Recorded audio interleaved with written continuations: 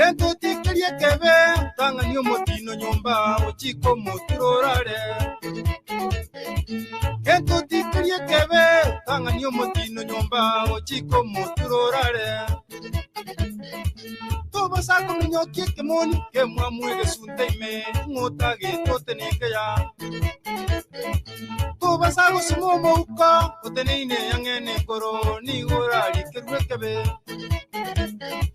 Mwano ye mbarambamba ya mwana waba kusiya mwano ye mbala wasinga inguyu no mugusiya inani uyu alisema eti paka muse awezi kunywa maziwa ya inani uyu alisema eti paka muse awezi kunywa maziwa ya Omokungu sio masiomya kaya komanya bwarugewe usemboke usembo mwana ya kumbo motende koroma no mugambya mangana maya takonyara gosmailia mwana ye mpalambamba ya mwana wa bagusiya mwana ye mbala wasinga mwana ye mbala wasinga Toba sago chaye bunda inga nigere mwana ochikonye kunenga ngero Toba sago chaye bunda inga nigere mwana ochikonye kunenga ngero Gesere ya chenche iberia na iberia ya chenche gesere uyere no mugusiya Ese na benguru obeke nyama machime deli konyara korusia Mwano ye mpalambamba ya Mwano ye mpala wasinga Mwano ye mpalambamba ya Mwano ye mpala wasinga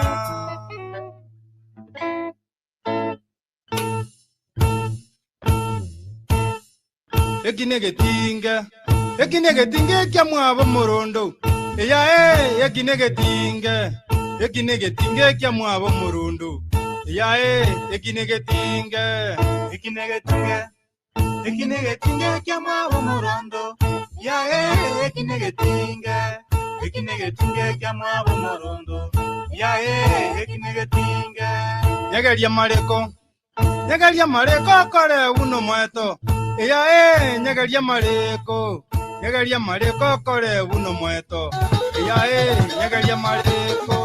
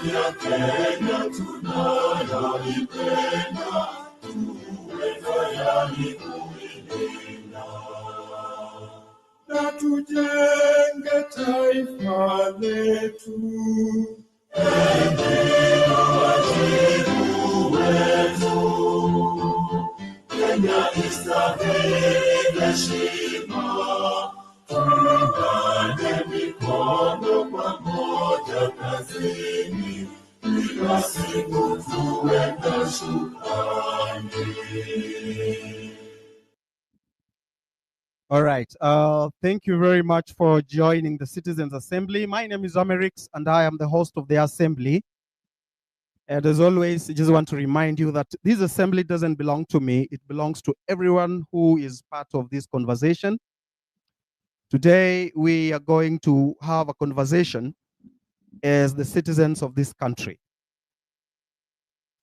I saw some posts and some thoughts that the protests which were being witnessed for the last 1.5 months were useless.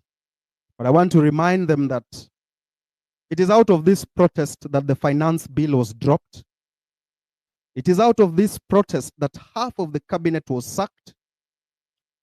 It is out of this protest that the unconstitutional chief administrative secretaries' positions were abolished. It is out of this protest that the president cannot travel out of the country. It is out of this protest that we have exposed the hypocrisy of the political class. The political class have united against the citizens of this country, despite the fact that the citizens of this country are talking to them. They don't want to listen to the citizens. It is out of this protest that the president can afford to host a town hall meeting, something he had never done before. So we need to collect our wins and work with pride and continue with the conversation as we resist and condemn the injustice meted on our people, as we condemn the hypocrisy of the media. The media has been hypocritical, pretending to be working with us, while at the same time getting in bed with the government of the day. And I have warned here before that the media is not our friend. Last week, I talked to some of those mentees, Kasmuel, Mercy, and I advised them and told them, be very careful when you accept media invites, because the media will mislead you, misquote you, and trap you. And that will lead to the loss of your credibility, because that's what the media wants. So be very careful when you are talking to the media and when you're going for those media interviews. So welcome very much. Today you have seen the president say a lot of things there, but I think it's because he doesn't understand that this new generation has a different way of doing things. He doesn't understand the language of this young generation, because the young generation are fighting for the dreams of their forefathers and the spirit of the nation. So as we prepare to have this citizen assembly, as we prepare for more speakers to come in, you can ask for a mic. The co-hosts are here. They will give you an opportunity. We don't discriminate. It's only that X gives priority to those that appear to be verified. So welcome to the Citizen Assembly, and I am proud to be part of this assembly. Sinjake. Wacha tu nicheke njuu sitalia. Royal Sound. Inje MC itatuonyesha mambo. Kwanza hawa 2000 and something. Baby Shaki ndundundulundundu. Akia nani? Baby Shaki ndundundulundundu. Baby Shaki. Nitwa Baby Shaki. Baby Shaki. Koko meloni na ndundulundu. Ndundulundu.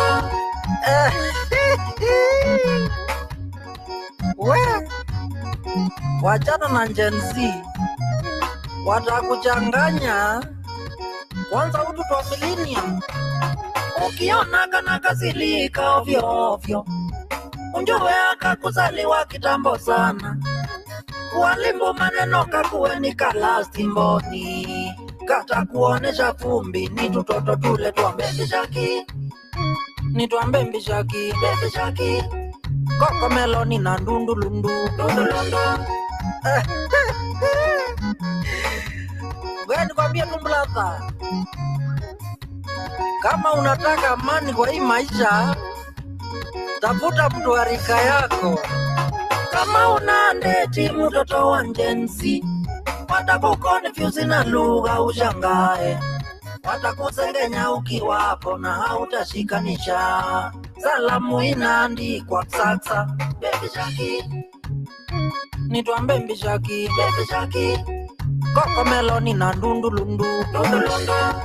Kama hamutaki kuongea simukae. Kwa nini mnaongea na short form? OMG, WFT, LOL. Kwenda. Baby Shaki ndundundulundu. Akia nani? Baby Shaki ndundundulundu. Baby Shaki. Nitwa Baby Shaki, Baby Shaki. Koko meloni na ndundulundu, ndundulundu. Ai. Yani mblata ile kitu ilifanya ninjue nimezeeka. Niliamua niongee na kamonja. Hapo ndio nilinjua mimi ni ancestor. Ai. My friend, kama wewe ni wa 1990s, wewe tu ngonja kumeswa na dunia. Wewe ni ancestor. Koko meloni na ndundulundu, ndundulundu. Royal. Yes, Bravin, what is the problem with our president? Do you think our president has a psychological problem? Because today he says this, tomorrow he says that. For example, today I heard him say something very interesting here. Maybe I can just read for the sake of breaking the ice and starting the program. I heard him say, we have a plan to ensure our young people have an opportunity for gainful employment. We have a program on housing, digital jobs, and export of labor. Every week, 1,000 Kenyans leave the country to work abroad. I don't know what's wrong with the president. Then again, he said something. I have now ensured that anyone who wants to work abroad will get a passport within a week. They don't even need money for air ticket. Yani wewe unaamuka tu asubuhi, unapata passport, unaenda unasimama kwa airport. They don't even need money for air ticket. We will pay for them. Pay for them from which money? Kenyans should apply for those jobs. I have done my part. Me hata sielewi this man. Raven. Yes, good evening, and thank you so much for hosting us. And what I'd say is that personally, I've been observing our current president for a very long time because he's someone who really interests me as someone who analyzes politics at a broad level. So he depicts, or he has characters which I would say, rather a personality which I would say falls under the dark triad. You see, the president, when you talk about the dark triad, basically, it's a psychological theory of personality that describes some notably offensive but non-pathological personality types. And if you look at the dark triad, it has three different types. We have the different three different personality traits. We have the subclinical narcissism in there. We have Machiavellianism.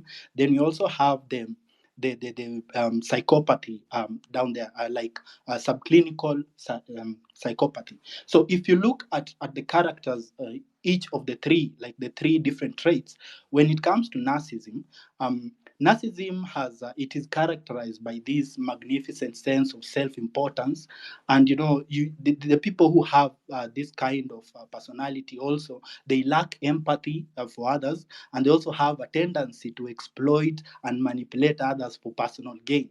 Then, if you look at Machiavellianism, it is characterized by manipulation and exploitative approach to interpersonal relationships, and there's also a lack of morality or ethics, and to a great extent, it's always focused on achieving personal goals through any means necessary.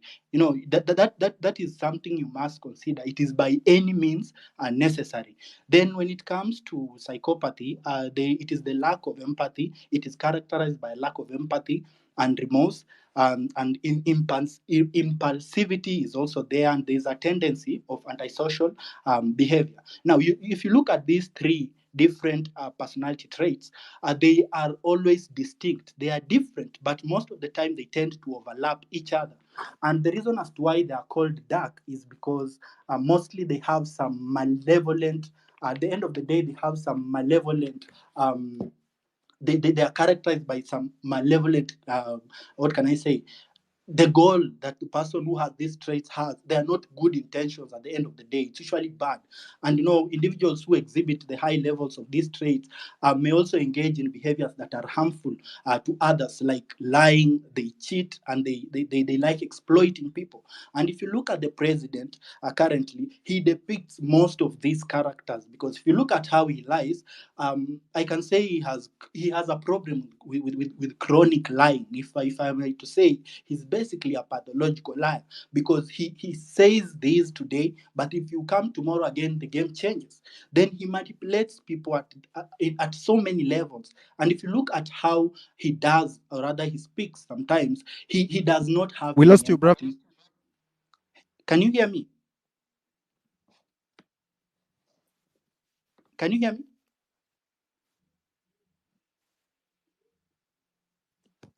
Yeah, go on.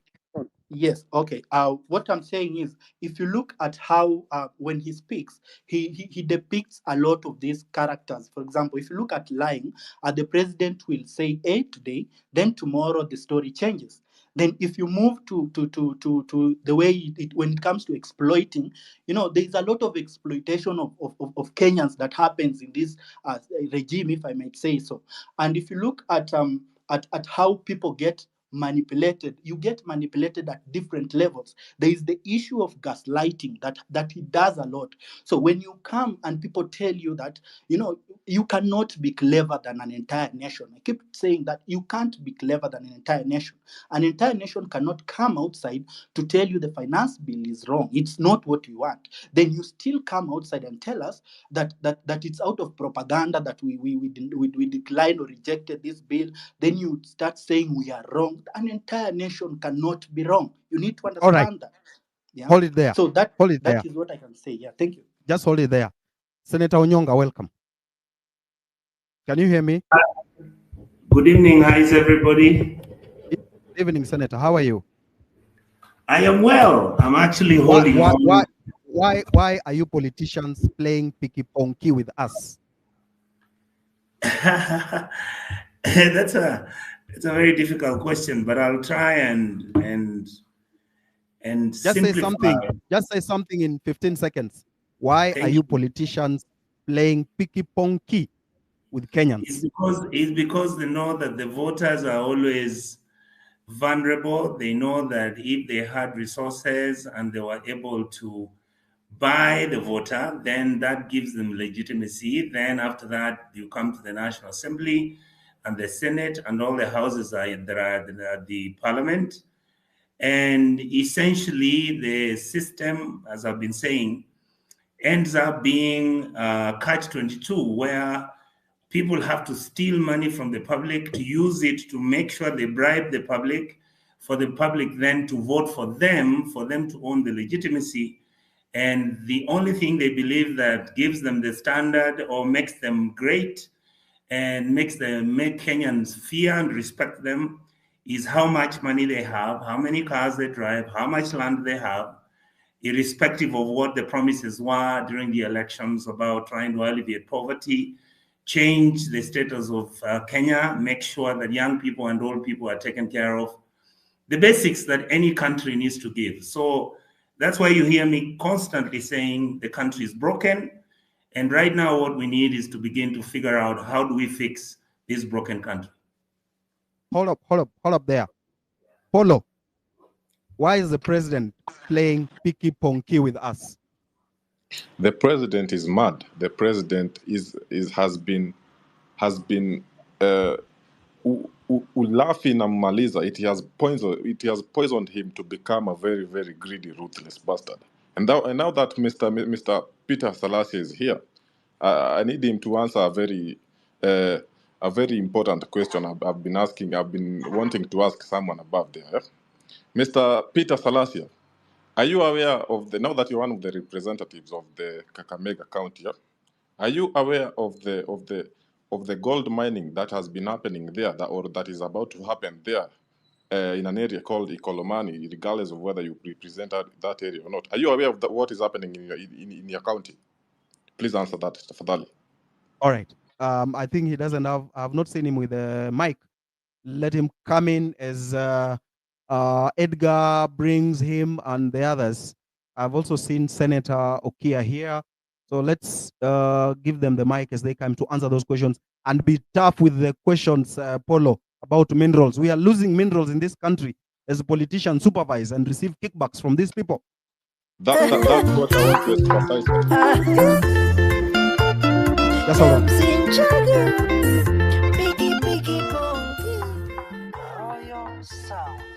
Ulienda kusomea kosi ngumu. Sasa maisha imekuonesha moto. Ukienda kutafuta kazi wanakwambia hiyo kazi ya hiyo masomo sisi hatuna. Maisha inakutandika character development. Na hapa unanjua Kenya sio ya nyanya yako.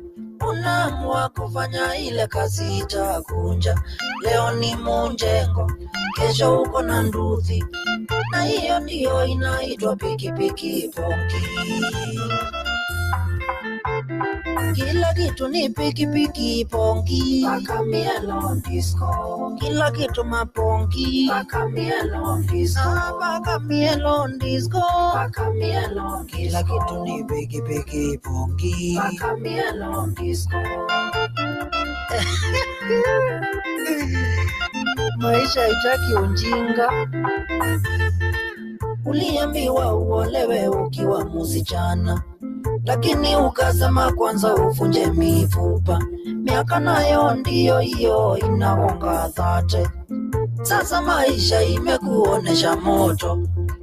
Wambamba wameanza kunyemelea sister yako. Hakuna mtu anakutaka, umekuwa kanyanya. Maisha inakutandika character development. Na hapa unanjua Kenya sio ya nyanya yako. Maringo inaisha, unaolewa mbimbi ya 3. Hao mambimbi wengine wanakuona vita. Unatoloka na unasema mbola uwai. Na hiyo ndiyo inaitwa piki ponki.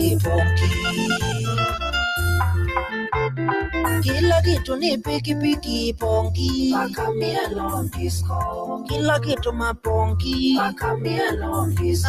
Paka mielon disco, paka mielon. Kila kitu ni piki pongi, paka mielon disco.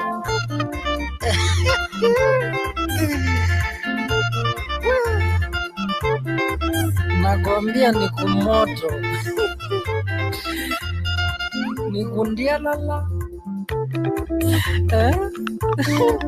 Fanya ile kitu unaweza sahi. Otherwise katanuka. Na kakinuka tunafunika mapua.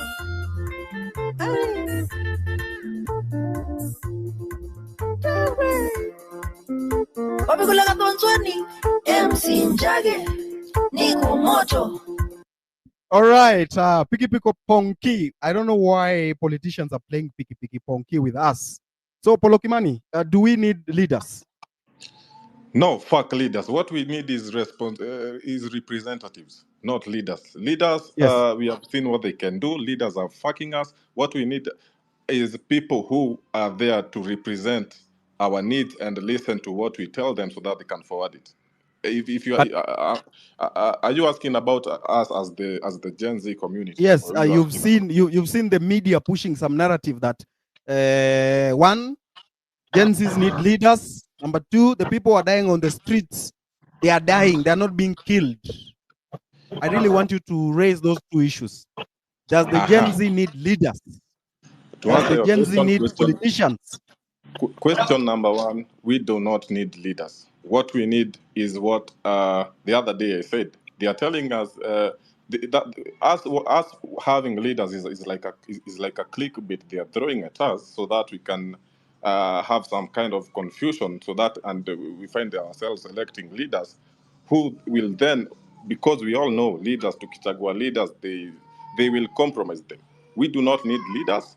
What we need is spoke. I'd call it a spokesperson, like the one I've seen Kazmel is doing a very good job. And why do we need leaders? Leaders to do what? To fuck us. Usinyonge mtoto. Usinyonge mtoto. Oh, just pole sana. Just a minute. Usimnyonge. Huyo ni Gen Alpha. We need them.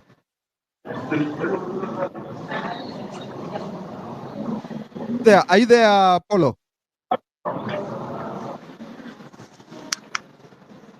Hello? Kimani? Yes, I'm back. Yes. As I was saying, we should not. The only reason we have come this far is because we do not have leaders. We do not need leaders. We only need people who will be representing us on the when it comes to a time that we need to forward our needs. Leaders can go to hell. Politicians can also go to hell. And as we are proceeding with this space, I'm about to ask very intriguing questions to some of the leaders I'm seeing here, and I hope they are politicians. They are politicians. Yes, politicians. Salasia, please mute your mic. Salasia, mute your mic, please. Yes, and what was your other question, Mr. Eric? Yeah, I was asking you about the issue of leaders and the media. Why do you think the media is pushing all these ridiculous narrative? I saw the first one is putting the movement on a bait that they pick leaders, and then the other one is the kind of language they are using, anti-government protesters. People, Kenyans have died. They are not saying Kenyans have been killed. Yeah. You understand? I've seen that, yeah. So do you think it is necessary that the entire people whom we think will be the spokespeople of the movement should avoid the media and begin using other platforms to push the agenda forward? The media has been compromised. And the other day I received some info that there was a meeting in State House by all these media, big people in the heads of these media houses. they are trying to dilute this movement as they want to water it down as hard as they can, and the media cannot be trusted. In fact, I was talking to one of my IT guys, and he tells me, "Unajua niaje Kimani, what if we had like an app or a website where we support it, we build it as the people of Kenya, and then all of the things that are transpiring that we want to be aired out, unfiltered, can be being zinakuwa forwarded up, and the Kenyans can see what is really happening." So the media cannot be trusted. The media is compromised. You saw what this madam called, was it Olivia Barrow? No, Olivia something. You see what she did, she was doing to Casmuel yesterday. Lucky enough, our guy, he went to Alliance. So the media, fuck the media. They cannot be trusted. Not at all, at all, at all, at all. We cannot trust them with anything, even with unajua si hata, I don't think they are aware that they are playing with our lives. A person like me, I'm putting my life on the line. I know the consequences of what I'm dealing with right now is, ni 6 feet under too. I know that, but I'm willing to take that risk because, there comes a time when a person, there was that story of one day the mice were having a conversation. They say the cat has hii paka imekuja sana, so we need a person who is going to put the bell on the cat's neck so that when the cat is coming, we can hear him coming. We can hear it coming. So there was that conversation of who is going to do that, who is going to do that. So I'm that person going to put the bell on the cat's neck. Hopefully, hopefully we'll still prevail. So for the Okay, media, fuck the media. good. Hold it there. Hizo swali zako za Especially minerals. NTV. Oh, okay. Hizo Yes. swali zako za minerals zishikilie hapo. I Nimeona will. hapo Lewis, nasikia nyinyi wa Laikipia mmecall off protests. Mnasema nyinyi hamtaki protest tena, Wakenya wanakufa kwa protest na biashara zimeharibika. So watu wa Laikipia wamesema wamejitoa. So hii 8-8 itakuwaje, Lewis? Yes, how are you? I've also seen the videos. They found me by surprise. Hakuna mtu Laikipia amesema tunaacha maandamano. The people who met today, personally I don't know any of the people on that video, but I've seen there are guys who know them. Some of them obviously I would call them sellouts, although I don't know them in a personal capacity, but I don't know who's calling off maandamanos in Laikipia because we haven't had that discussion as a team. Nobody has, it hasn't reached my desk at the very least. So 8-8 tuko sawa. We're still on. So wewe ulikuwa umeshikwa sometime na DCI wa Laikipia, sio? Ilikuwa na Nyuki? Yes. Nini shida ilikuwa nini? Of course, hii mambo tu ya nini. In our town in Nanyuki, when we had the first maandamanos, they were very peaceful. So the second time we had maandamanos in Nanyuki, because the first time I remember it was when the OCS did not give us permission, quote unquote, but of course we still proceeded with the maandamanos. The second time, we had goons.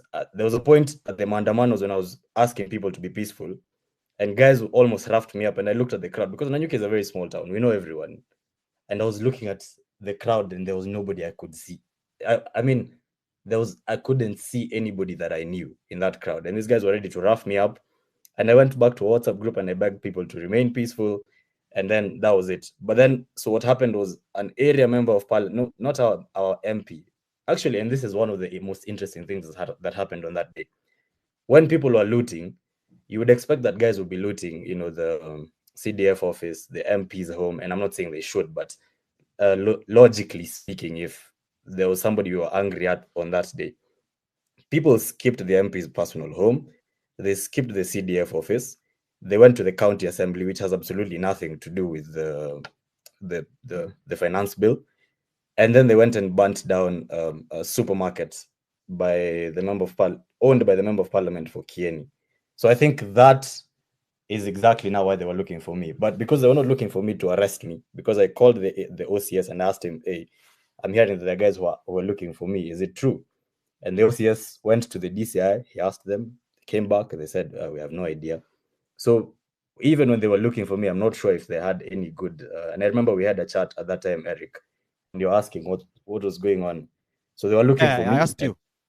Yes, and a few guys, but of course, they were unable to find us. Then I submitted myself to the DCI offices in Nanyuki, and they detained me. And there was also a scuffle with my advocates because they insisted to understand why you holding him, but they couldn't tell us. So that happened, and then there's a case in court. They have my devices as we speak, and I have another mention on 5th of August, which has been a crazy period. But anyway, we keep going. Great. Can you unatuambia history ya minerals? Unajua huko Laikipia huko Nanyuki kuna minerals mingi sana. Hebu tuambie hiyo story. Wewe ume witness ama wewe unaonaje? Do you think Kenya is a very rich country with a lot of minerals, but you are not being told the truth? I will give a short story. There was a time, I think it was 2 years ago, I was part of there was a meeting between the British Council, the consulates, and obviously the British citizens who live in Nanyuki. And I was sent there, obviously, as a representative of the young people to go and listen in on the conversation. It was such an impromptu invitation.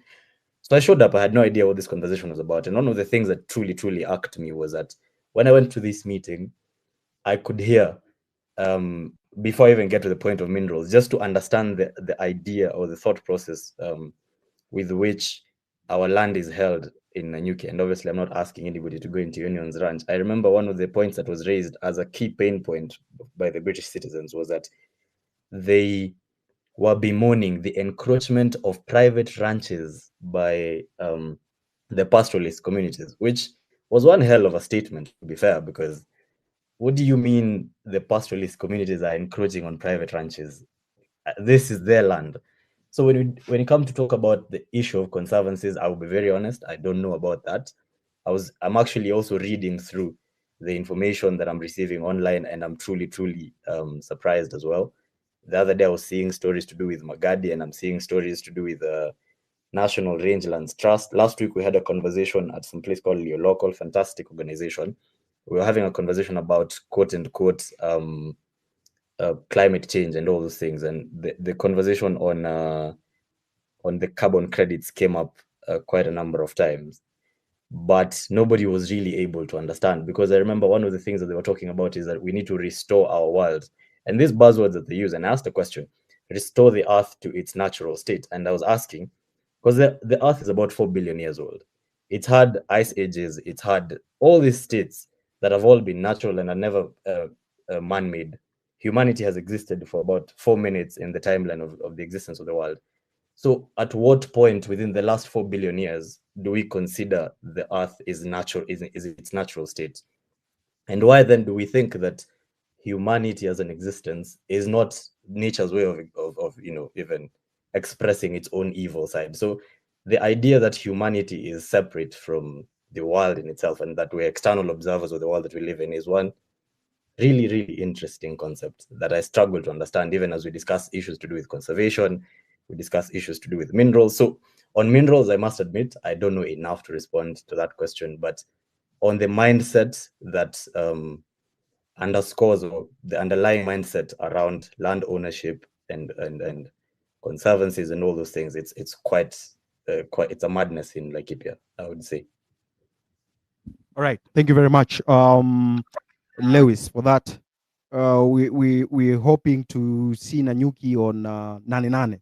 Sinio? Sini ukweli? You will, sure, absolutely. All right. Okia, Senator, karibu sana. You have the mic.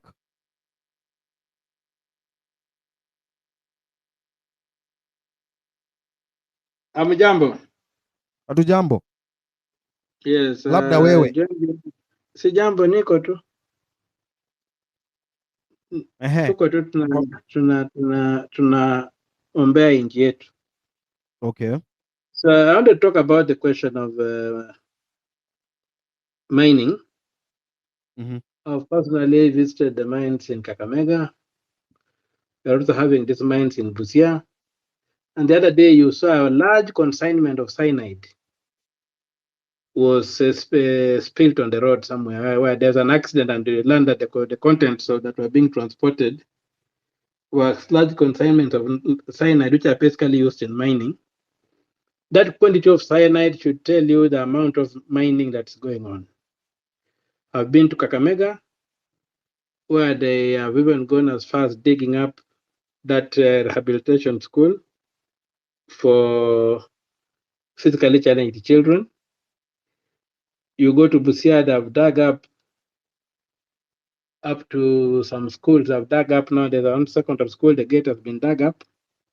You try to get the intervention of the state.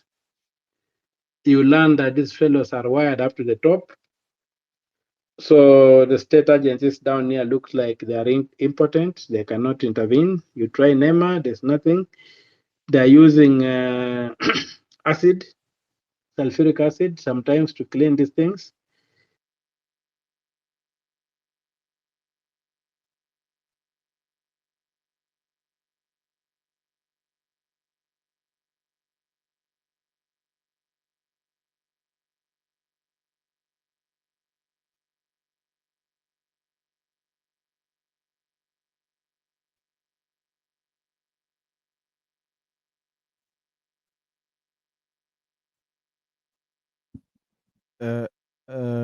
Edgar, did we lose him? I also can't hear. I can hear you. Yeah, we I can lost hear you. Yeah, we lost you for a minute. Can you hear me now? Yes. I don't know, you lost me. Anyway, hope nobody's interfering. But anyway, the issue with mining is I'm preparing a petition to the Senate. I don't know how far it will go, but the issue with mining needs immediate administrative action. First of all, large quantities of these minerals are being taken out. You find out, like in Busia, they don't have the capacity to smelt the main soil containing the main minerals, so they sell the soil in lorries. The lorry is about 35,000, which are taken out to Tanzania, and I'm told that's where the real gold is. So when you look at the whole thing, is that our minerals are being stolen with no formula. The same thing is happening in Pokot areas, in Northeastern, in Nyanza.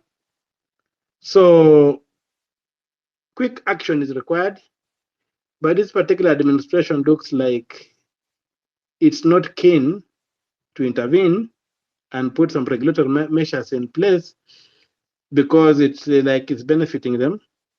When you find out even the social structures around the places in Busia, the area has become like a rural slum with so many people from outside the country running the shows. So everything is upside down, and it is sad for this country. When I went to the Kakamega one, they could not allow people in, but I was able to go in because I had to thump my chest a bit and tell them I'm a senator of the republic. You can't lock me out. So when I showed my identity, the fellows allowed me in. There's a big Rosterman mine, which the Mzungus used to mine and which the Chinese have now taken over. And you can just see that they're taking a lot of gold out. In the 50s, it's on record that Kakamega County loaned money to the British Crown, the county government of Kakamega, and it was from the gold. Taxes they were getting from the gold. So if that could happen in the 50s, what is it that is in the ground that these Chinese are picking up now that we don't know? When you look at the county government, they will know. Ask the administrator there, they tell you that they can't do anything because the orders seem to come from outside. You go to the national government structures, everybody's like, we can't do anything about it because these people are coming with the orders from Nairobi. So there's need for the people of this country to really rise up and say, enough is enough. And if we can't utilize what is in the ground profitably, let it stay there until we can do that. Because the challenge of leadership is just one. The challenge of leadership is to convert resources into wealth. It's the human resource, let it be able to to be converted into wealth. If it's a natural resource, let it be able to be converted into wealth so that the people can thrive. The people can have material progress. There's no other point in leadership. So I think the people need to rise up on this issue and demand that the minerals be exploited in a manner that benefits the country. The environmental damage has to be checked. Yes. The threats to the disease and whatever has to be checked, and the value of the gold has to be known. Yes. Yeah, that's what I wanted to speak to. Okay, just hold on. Senator, you will tell us about our medical system. There is this shift that is being pushed on us, despite us telling them that it is not worth it. There is that issue you've raised of the cabinet. You said you want to come up with a shadow cabinet. You will tell us what went into your head for you to consider coming up with a shadow cabinet. And then you will, of course, talk to us about that issue of foreign mercenaries coming to hijack our healthcare system for their own benefit. I hope I'm clear. And Amerix, yes. Amerix, I wanted to. This is Senator Onyonka. I wanted to say something. I don't know that it's possible. Yeah, go on. I first of all want to really thank Senator Umtata.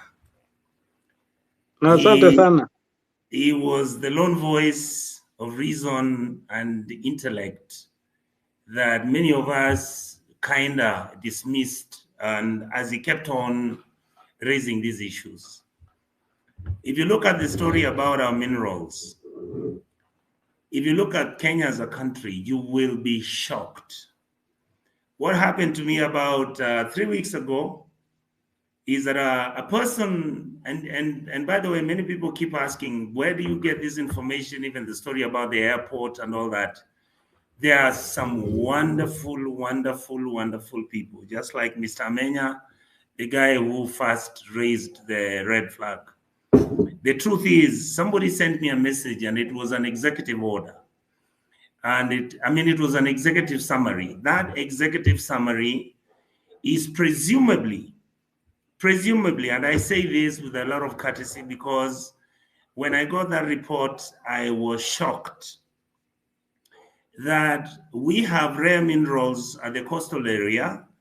These rare minerals that the Americans are interested in them, and the amount of money they're willing to pay as I speak to you today from that executive summary is about 100 billion US dollars. That money should be able to pay all our debts. That money should be able to organize our country if we wanted to. The problem you have is that there are vested interests. There are people who have run our mineral sector like it was the njugus which they eat every morning. And I want to thank Umtata, and there are a few people who've been giving us the information and intel. And I want to mention to this team here, I have listened to what you've been doing for the last most probably 2 months. I really congratulate all of you. I want to tell you this, it's not easy when some of us get on TV and we say what we say. I wish many of you knew what we go through. Some of the journalists have been really wonderful. I can tell you this. That's why I don't want us to condemn all journalists. Some of them are the ones who give us some of the intel. Some of them are the ones who tell us where things are going wrong. My honest observation is that this team, stay together, be strong, don't be challenged. This country is yours. Kenya has a capacity, yes, of becoming like Singapore. But the nonsense that goes on about stealing of public funds, the issue of where everybody who is in power and in authority thinks every person in Kenya is an idiot, that has to end. People want service, people want dignity, people want fairness. That's why I support you guys. I support you people 1000%. I will not change my thinking and my beliefs. The other thing I wanted to suggest to this team is this. You've lost your troops. Please, every time you have this show, dedicate 1 hour for those young men and women who have fallen. We may not be able to pay for their lives, but those are people who believed in the real ideals of what a good country is, where there's democracy, where we fight about bigger things, the small things that are available, clean water, good roads, where everybody values their responsibility in this republic. Right now, our country is broken down. I want to say that Umtata, Senator Olekina, my brother Sifuna, Cherargei, I will tell you, there are people in UDA. What you people may not realize, some of the people in UDA are the ones who've been telling us, please shout. Shout, because everything is being broken down so that people can steal your resources. Why can they shout themselves? They are uncomfortable. It's not easy to do what you people are doing and what I'm doing. It's not easy what Salasia has been saying. It's not easy. Gentlemen and ladies. But Mheshimiwa, if it is not easy, why not leave? Why not say this is too much? Enough is enough. I am out. Why can't you say that? The reality is that I will talk for myself. That is why I decided to take the option of talking about these things. The others can decide what to do with their political lives. I was brought up by a father who told me, sometimes you speak the truth. Sometimes you must be able to carry the most vulnerable. Don't you ever think that for me being a minister at the age of 27, when I had come back with a PhD and I lived in Lavington, and you think that is the ideal. The ideal is when you go down to the grassroots and look at the people who enabled me to go to school to get this PhD so that these people can be picked up to be like me and you. That is where I am. That's the war. That's the fight. Okay. We hear you. We nani unasikizana na hiyo story kweli? Polo. Hiyo story inakufurahisha kweli? Nasikia kani excuse. I'm not really buying it, but okay, he has said it. That's what he has said. I'll try to accommodate that. Okay, asante. Kuna hapa mtu anaitwa. I want to say, yes. Amerix, can I say one last thing? Please Not say, one please last thing, but I'll be listening, and I'll be until we finish the show. I want to say that the reality of any movement, the reality of any liberation struggle. I hope many of your members will read a book by a guy called Walter Rodney. There was a book done by Shamara Machel before he died. In the movement, you are going to be disappointed and you're going to feel betrayed. The reality is those who remain strong and keep believing in what they are fighting for are the ones who history will recognize. Many of us will not be recognized by history. We may be rich, we may have everything, we may have good homes, but if we are able to let our children starve, have our women who are giving birth die as if there's nothing that matters, get our children to go to school, parents selling their land and raising money through Harambe, which then becomes a corrupt mechanism. And these children, once they're finishing from school, you then get out here and find there's nothing. States are not run like that. A state must be able to carry its people, all sectors. Make sure that we are able to think through what are we going to do to take care of the Gen Z. Don't tell me that you want young men to go to Germany and Britain, and that is the only excuse you've got, and those are the jobs you're creating. I lived in America. Lakini we mheshimiwa, just hold on, mheshimiwa. Yes. Unajua we unaongea poa, unaongea vizuri, nini. Lakini nyinyi mkiingia huko kwa parliament, amuongei hizi vitu. Kwa mfano, right now counties are very corrupt. Yes. Kuna county nyingine huko Western inaitwa Bungoma. Ilinunua flowers za 149 million. Mimi sijasikia senator yote akiongelea. Huko Nakuru nasikia kuna wizi. In fact, if you are from Nakuru, I'm told in the next 5 years mtashindwa pahali pa kuishi. Mbona nyinyi senators amuongelee hii story? Mnakuja kuongelea kwa space, unaongea vizuri, lakini mkiingia kwa bunge amuongei. You are not talking when you are in the chambers. Can I respond? Yeah, go on. Please go and listen to my clip when I was talking about what happened in Bungoma. It's on classical radio. I talked about it. I'm the one who raised the issue. I'm the one who raised the issue of the airport. I am the one who has been raising alone, singularly, and my brother Sifuna, Umtata, and the other teams who realized we're going the wrong way. Go and look at the clips I have spoken in the last 5 years. I started talking about corruption. I have talked about CDF, how it has done some good work, but most of the time it is abused and misused. I'm the one who has talked about why are we giving 70 billion to the government apparatchiks, where they share the money and pretend like they are giving this money to poor people. You go. I have been talking about these issues, and I don't give myself credit. It is simply because I am simply telling it the way it is. And I've said, I know the risks, I know the challenges. By the way, I don't have to run for any political office after this. I am where I never thought I would be. And that is, I'll continue saying the truth.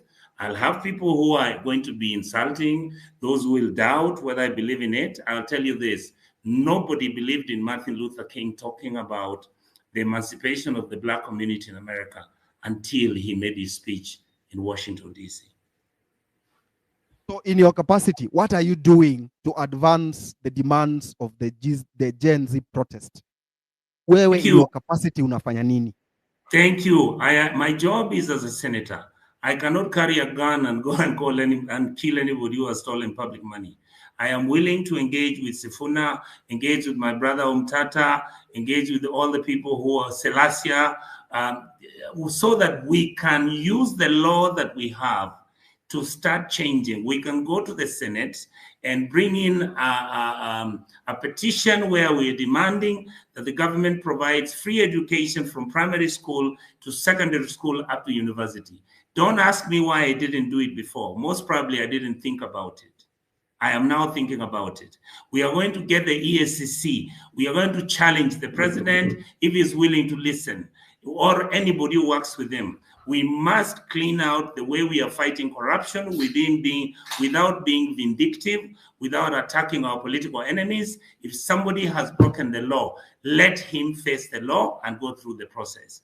We are going to demand that county governments are given their money and they're given their resources, but they must stop the stealing that is going on, because they're disenfranchising our poor people. Kids are running away from the county governments, and yet the amounts of money that we're giving the county governments are mind-boggling, and the corruption engaged is crazy.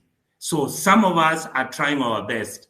I really hope that you guys will be encouraging us and not criticizing how we've messed it before. The truth is, some of us never saw it before. The issue of ID cards, right now, ID cards, I'm told they're supposed to expire. Of course, that could be beyond your jurisdiction as a senator. Then there's a petition you raised, you asked some questions from the Senate. You had written a petition about the JKI hist. Wamekuambia nini na inatusaidia aje? Because unajua kitu ya airport ni kitu serious.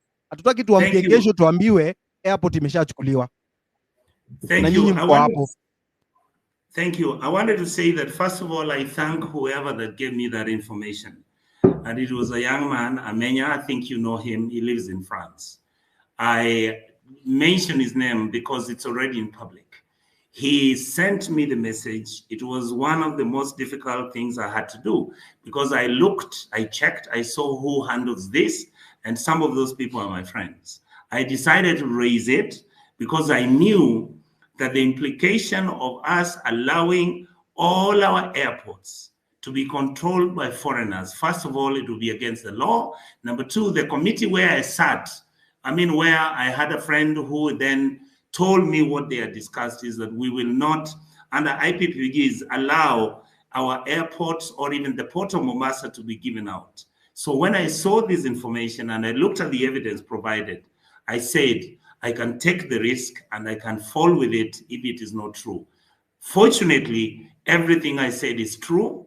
Fortunately, I'm waiting for the Committee of Kenya Airports Authority to come to the Senate within the next 1 week. I want them to come and give us the agreements they have signed with whoever that they have signed with. And I can tell you, even if you ask Honorable Mtata, we will fight like hell to make sure that the airports are not sold, the port of Mombasa is not sold. And the issue you're talking about, minerals, let me say something here so that Kenyans are aware. All your oil in Turkana County, your big leadership and the big boys in the system went and bought blocks where the oil is. That's why you can't export the oil unless that system is dismantled. There's nothing we can do. So this is the time for us to start dismantling such nonsense where 10, 15 individuals go and allocate themselves 500,000 acres of land where the oil is, and they're trying to make money out of it. I thank the people of Turkana, especially even when some of the politicians are not very good. Some of the Turkana leadership is the one which said, you cannot mine our oil, and yet you don't give us what the Constitution talks about. These are the issues that are outstanding in our country, and I want you guys to be the last line of defense. Don't give up, because this country has everything to be shared equitably, fairly, and everybody will be happy. And we leave that for our children, your children, and other grandchildren. Wakenya, wananchi, this is your space. Ask for that mic. We really need to put these politicians on the edge. This is our space. Ebu itisheni mic, muulize maswali. We want answers to whatever is happening to this country because it's very serious. Lewis, do you think we should recall these politicians? Yes, Polo. I want to ask Salasia nataka tu kumuuliza swali moja. Salasia, unajua hivi vitu inafanyika Kakamega ama ujui ama mnajifanya tu mzioni because you are going to say it's the big boys who are playing this game so you can't do anything. Are you aware or you are not aware? Please answer that as we continue. Pastor, I want to thank the convener of the platform today. Number one, I've heard what Senator Tata has just said, and one thing I've just noted is that the issue to do with the mineral is a matter that needs to be addressed with a lot of seriousness. And the reason being is that we do not have serious legal framework that guides anything to do touching on the natural resources of this country.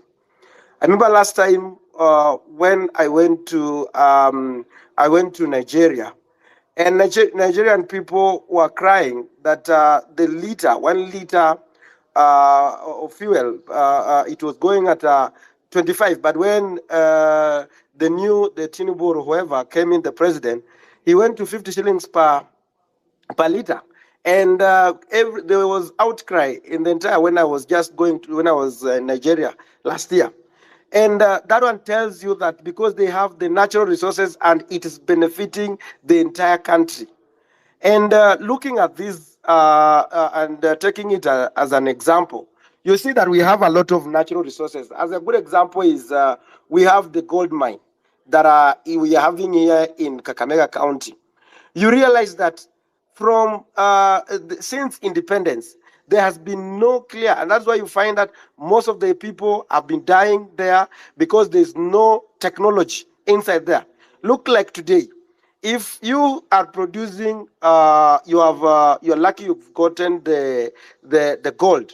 You have to go, your soil or whatever has to be taken to Siaya to be so that it can be I don't know the word to call, to be refined or so that it can be able to know if there is gold or no. So you find like you take your gold, it goes to the other side. You don't know whether it is a soil or it was pure, whatever. There's no marketing structure. So there's no regulation on prices and all that. And I think that yes, story more, yes. I just asked you, are you aware that the people of Ikolomani are being asked to move from their ancestral lands because the Chinese who have gotten those tenders of mining this gold want to mine this gold, regardless of whether the people will accept or not? Are you aware of that? Yes, I'm aware, but that's why I'm saying it's a very also good example. Like we must have the legal frameworks that should be guiding. because those who are the genuine people who have been staying there for some time. But also there's an issue that Senator Onyonka has just said, that you find when people realizes that there is mineral, they go and buy the land and starts to frustrate the whole process. The same thing is also happening with the clinker in Kajiado, that you find like the entire block of clinker, that is the main component of producing cement, is only benefiting. It has been monopolized to benefit only DEFCI, and that is why you realize that despite the fact that you have the natural resources of clinker, which could have dropped the price of cement from 900 even to, because before even the clinker it was about 700, but now after they starting the production, the clinker, it has come down, it has even gone upper to 900. But these natural resources should be able to benefit the entire nation by bringing down the prices of cement. Peter, umeulizwa tu swali simple. Umeulizwa, Yes. are you Yes. aware watu wa Kakamega County wanafukuzwa kwa mashamba yao because of minerals? And then wewe unafanya nini ku ensure that hizi hao watu wafukuzwi na hii mineral inafaidi hao watu ambao ni watu wako? Yeah, that is what also, sorry, can I interject further so that you can answer the questions together? You've also mentioned, Salasia, that we don't have a legal framework. Are you not a lawmaker? Where do you want the legal framework to come from? Yeah, that is why I've said that you know, the way Salasia, we do not want it to look like you are reporting to us. We are okay, in as much as we are your bosses, we want you to articulate issues and answer the questions as they have been tabled. Yes. First, I say that as a lawmaker, we have failed to raise these issues. And I think this is a wake-up moment, a wake-up minute, whereby every time now I've noted, even from now, the moment I go back to the parliament, I'm also going to seek the legal counsel so that they can help draft the laws to help whether the locals and even those who are involved, so that as much as the locals, they want maybe to be encouraged to move out, how are they going to be benefited? And I've just talked with the county government of Kakamega to tell me what is happening at the moment in regarding the Ikolomani people. And what they have told me, they have not told me about the evacuation of the people. They have only told me about the contractor who was launched in months of the April, that he has started the groundbreaking. But also they are doing the capacity building in terms of encouraging people to accept the modern technology. Mr. Peter, Yes. let me just give you a clue of what is happening. Unajua nyinyi mnaona kani mchezo na sisi tumepanga, in fact next time round tunataka nyinyi MP wote mrudi nyumbani, hakuna kitu mnafanya. Now, let me just give you a clue of what is happening.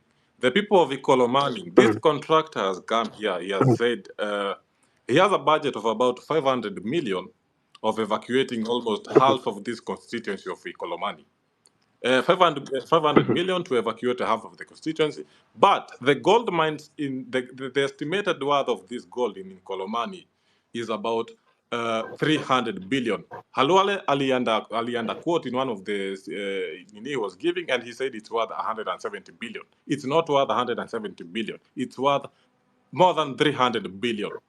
So I want you to understand that this contractor game wanacheza ni chafu sana. He wants to remain with about 300 billion ukitoa 500 million. That's like 299.5 billion. Hiyo ndo wanakula. And you know some of this, all of this tax is all of this money revenue they are making is untaxed. And you as a lawmaker, you are responsible for all this shit that is happening. Regardless of whether Rachel Ruto, the wife to the president of Kenya, also went there and said she's adopting 200 acres. Who the fuck adopts a forest in the name of forest reclamation? Regardless of whether she went there and adopted it, but we also know it's because of the gold that is there in that place called the Rosterman. You are you as a lawmaker, and your other MPs, are the ones who are supposed to be. Nyinyi ndio mnafaa kuna mnatupigania huko, but hakuna. I don't hear you talking about these issues. Why? What is happening? What is wrong with you?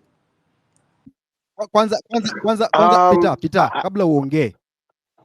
Yes. Ile tourist attraction yenye nakuanga pale Mukumu, the one that is called Honga Murui, the Crying Stone.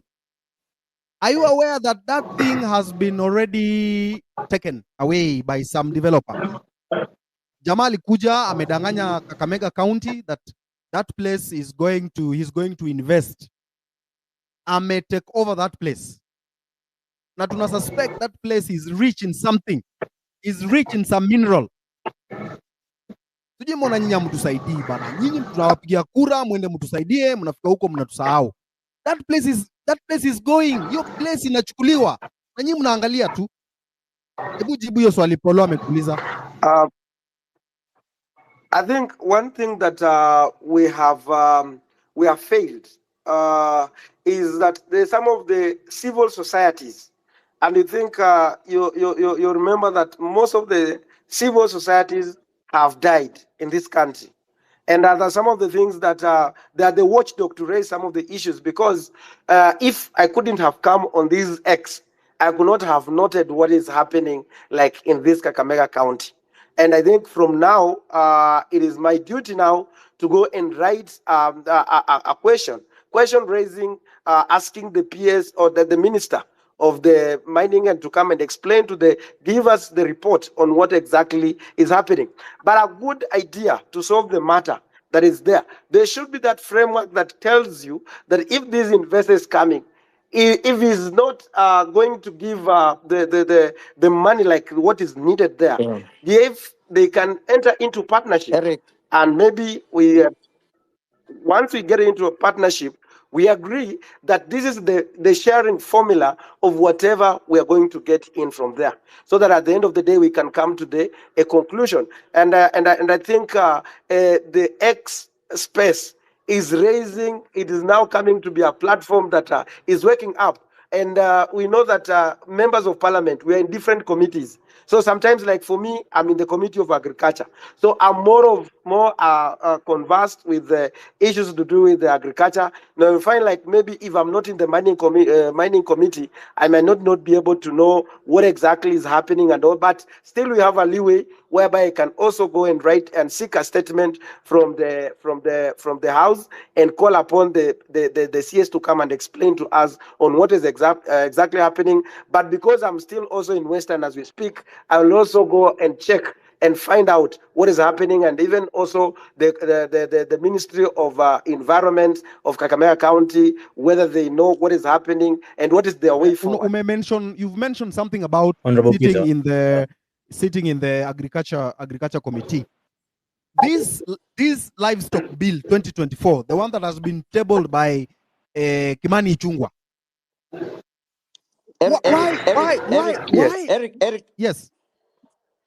Perhaps before you switch off to the livestock bill, allow me to weigh in on the mining issues. This is Degwa. Yeah, go on. And bring Mheshimiwa up to speed and tell him that what is lacking is not the framework. I don't know whether he's aware that in 2016 we enacted the Mining Act, which gave the frameworks on how mining and minerals will be exploited. And the beginning of that act, or the basis of that act, is that all minerals are held by the national government in trust for the people of the Republic of Kenya. There is no minister, there is no government that owns those minerals.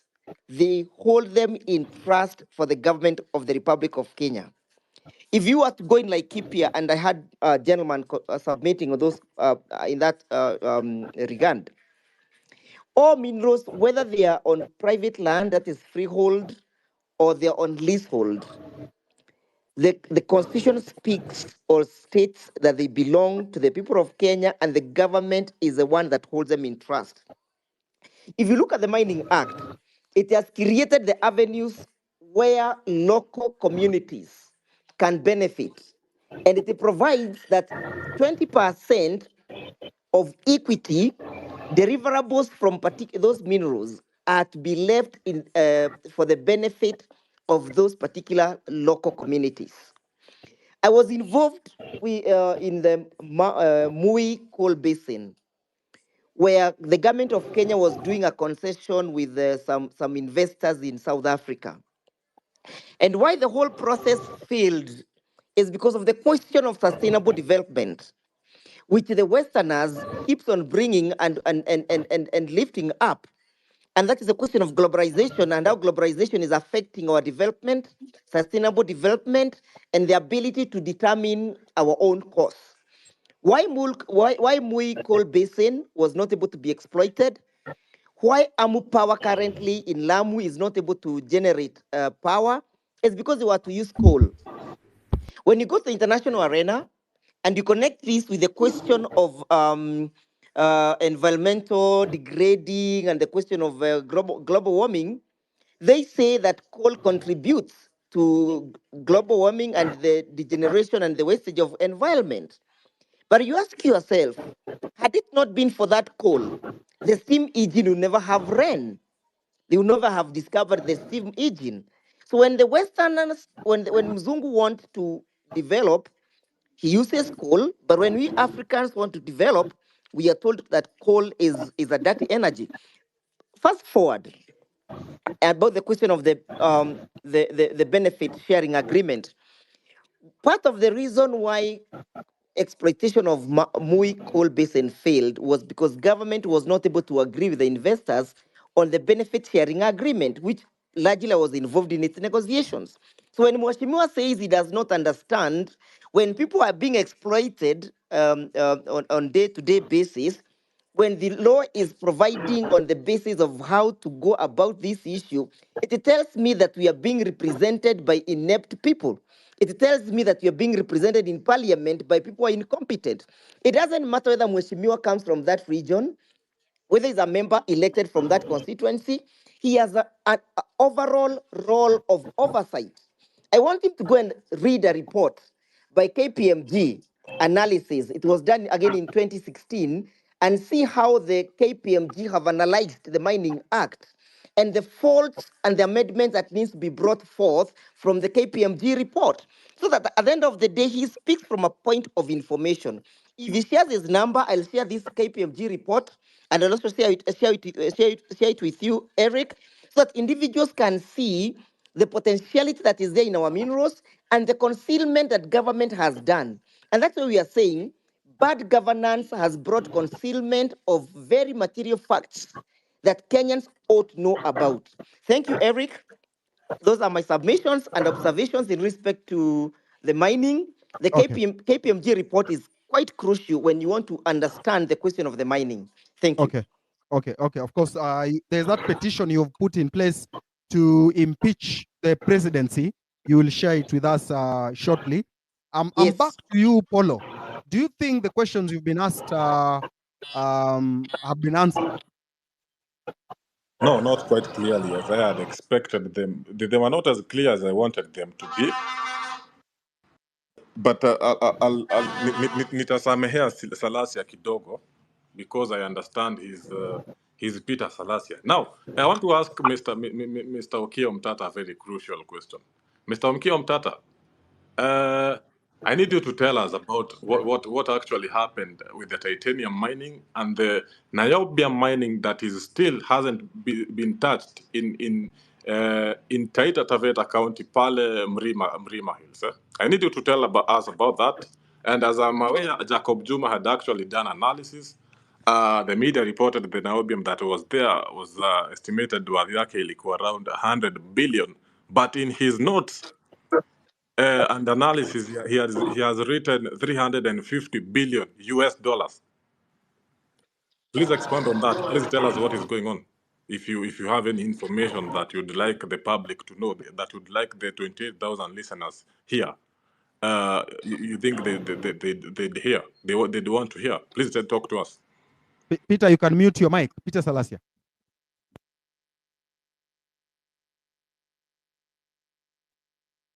Okay, Mtata, please talk to us.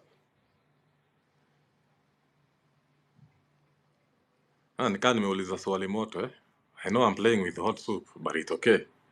If you don't have the answer to that, we'll just find out on ourselves. I don't think you have any other Is he choice. there? Is Senator Okia there? Okay. Yeah, I think the titanium that was discovered at the coast is a very sad story for this country. No serious country can export raw material. Titanium is one of the strongest metals in the world. So having exported the raw material in a raw material form was a very sad thing that this country did.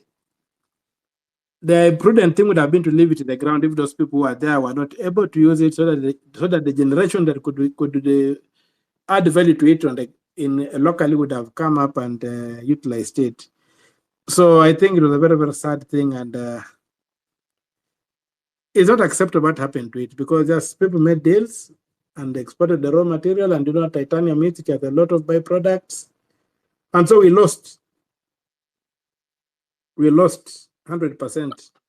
What do you mean lost? Please expand on that. What do you mean lost? Because the opportunities that were available, we could have developed a proper industry there, and a proper, titanium is a very strong metal. So when it was discovered in Kenya, that would have been a chance for us to begin a serious industry, building a serious industrial base around it.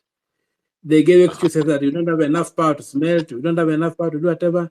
But the whole thing comes down to what happens in this country. Even if you look at the tuna.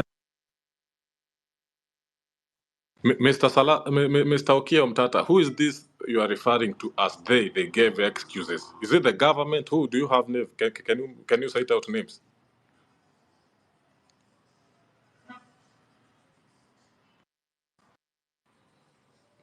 Mr. Okia Mtata ni kama anatumia Airtel leo. What is going on? Eric? The people who have we have got people in government, people in charge of government at that time. These are the people I'm referring to, who are in charge of the country, who are making decisions on behalf of the country. These are the people who should have made sound decisions to ensure that we benefited from that discovery. But it's not just that. There are a lot of things in this country that have gone for a song that they should not have happened. Even right now, as we speak, when you look at our free economic zone in the Indian Ocean, the tuna, if you look at the map of tuna in the Indian Ocean is virtually barren except for the East African coast, and especially the Kenyan coast, because of the big rivers which flow into the Indian Ocean through the Tana and what have you. The tuna, the epicenter of the tuna is in the Kenyan waters. But do we have an industry around that? No. We are just licensing people to come and fish and take all that fish around and say it's worth billions and billions, trillions of shillings, much more than what we are producing on the land, but we're not benefiting. So there's a lot that is wrong in this country, and we must come up with a resource map of this country and find out what these resources are doing for us.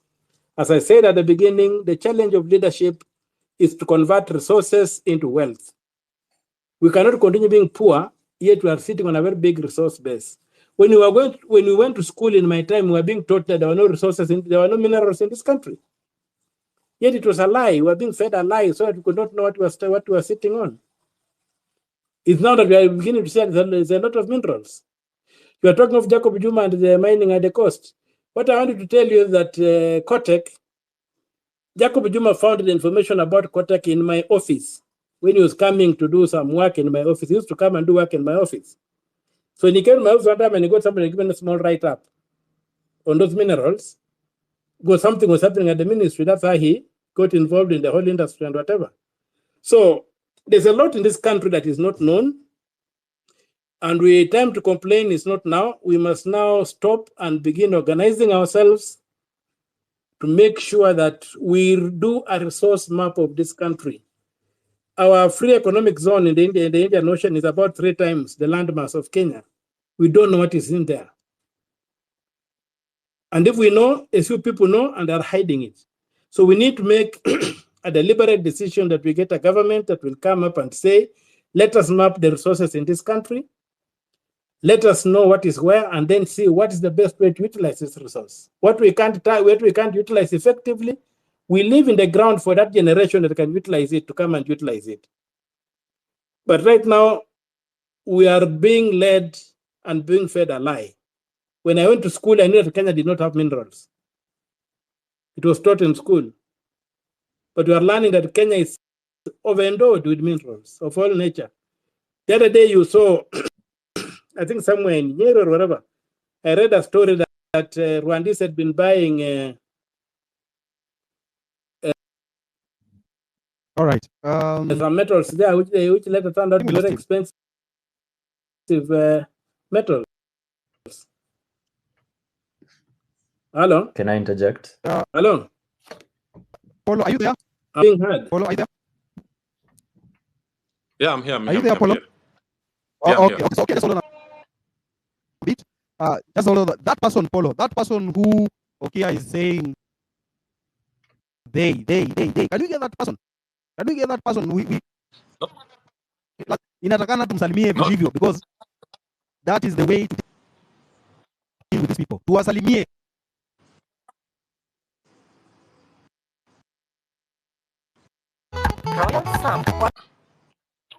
Wengine wanahitaji kusalimiwa. Salamu kidogo tu, tupatie namba yake. Tumusalimie. Tunaongea namba. Hello, did you hear me?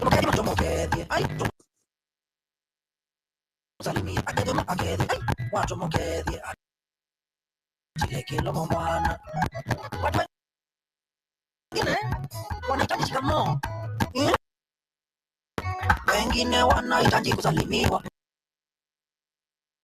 Tabia zingine zinataka salamu. Akija akikushinda tutumie namba yake. Na wengine sio salamu ya mdomo peke yake. Wengine wanataka makofi, shangwe na vigelegele. Wacha nikwambie Maina, tupatie namba yake tumusalimie. Salamu tu, tunaongea namba yake. Mukedi. Tumusalimie. Akedi. Watu mukedi, achile kilo mwana. Mtu ametulia. Labda amesalimiwa asubuhi. Kuna kengine kalinisinya sana. Hakiao, nilikapeleka ndeti ya jioni. Akakuja na mademu wengine watano. Wakakula kama watu wana mangeto. Alafu waka. There's a problem with from my side. I don't know what's going on. Is there a problem? There's a loss of coordination. Edgar, is there a problem? Yes, I can't hear anyone. I can't see anything. The space is dropping on and off. I don't know what's going on. Your connection is very unstable, Eric. I'm also experiencing a lot of that dropping on my end. I don't know what's going on. Yeah. All right, let's go on. Those are just the parts. I'm sorry for that. Today I have also another speaker from Zimbabwe. His name is Mutembei. And Mutembei, how are you? Welcome. We are talking about Kenya and its resources. I'm sure you've heard that the young generation of this country are going to the streets to demand what belongs to them. Are you there, sir?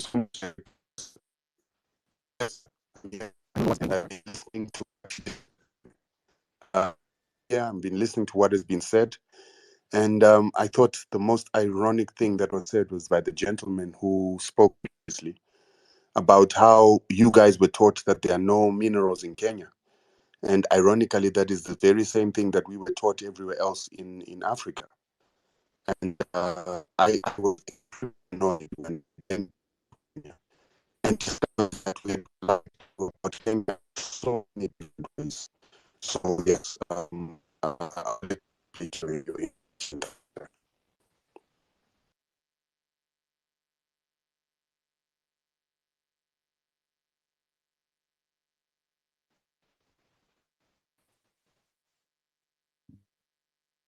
Edgar gone. I've lost my space. I can't say it.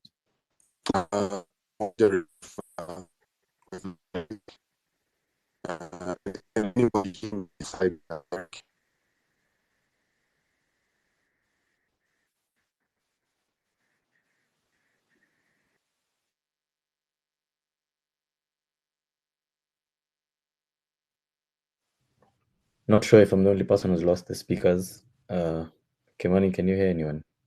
Yeah, I'm here, but ni network ya Eric na ya this Rutendo guy hizo ndizo zina bluffer. Maybe you can leave and come back. Oh,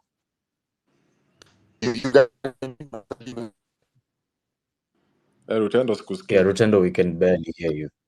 Yeah.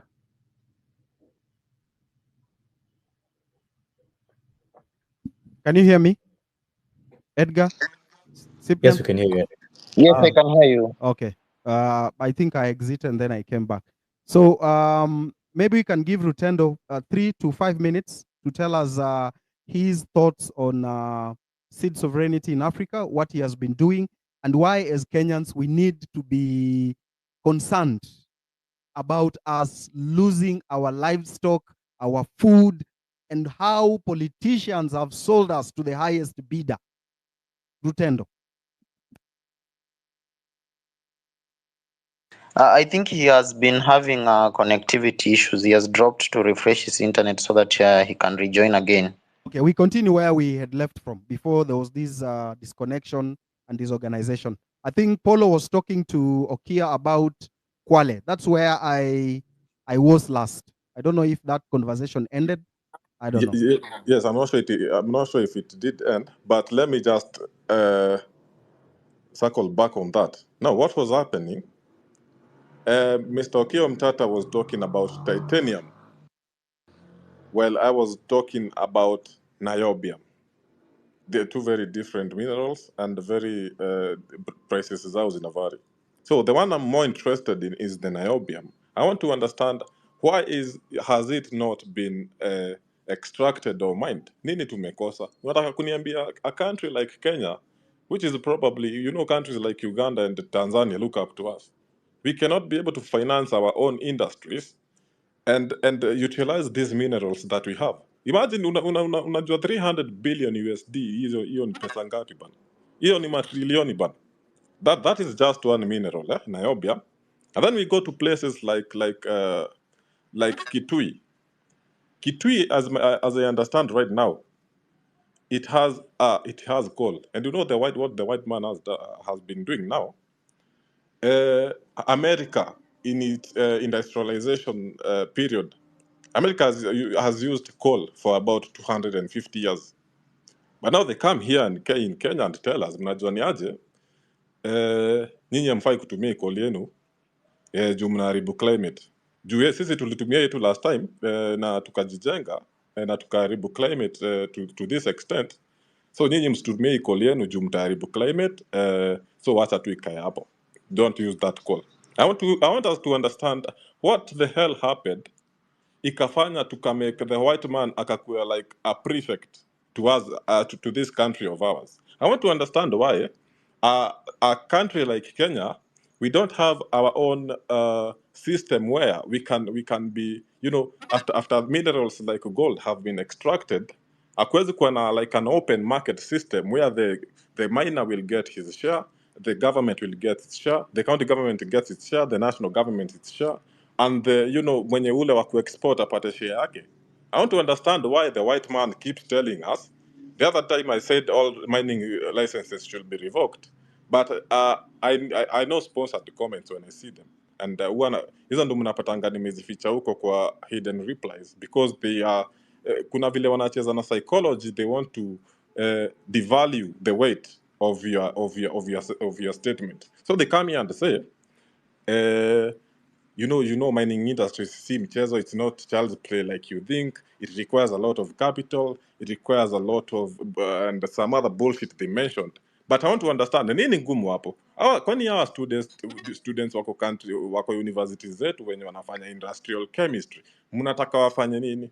Mnataka wende wakuwe mboch kwa hizi kwa hizi ma country Ruto wanasema tuende through a website, which by the way doesn't work. It's shit.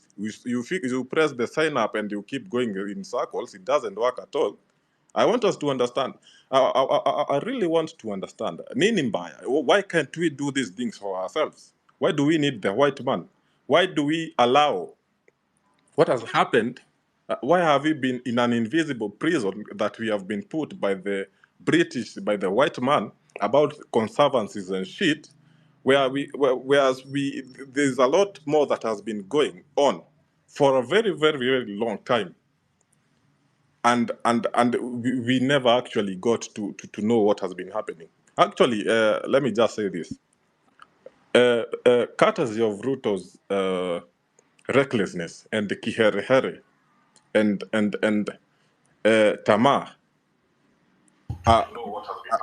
a lot has resurfaced, which I'm very, very napenda vile hii story inaenda, because I'm sure it's not just about the minerals.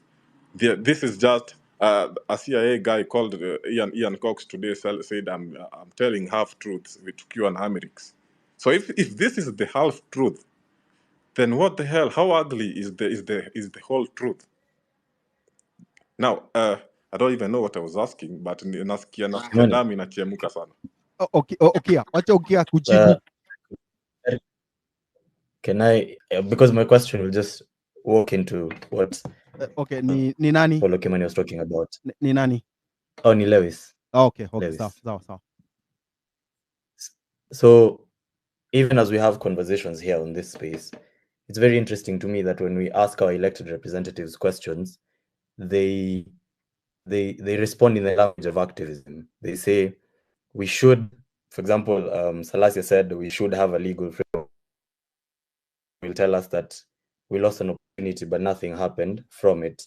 Can we have proactive feedback? You could come and tell us, this is what should happen.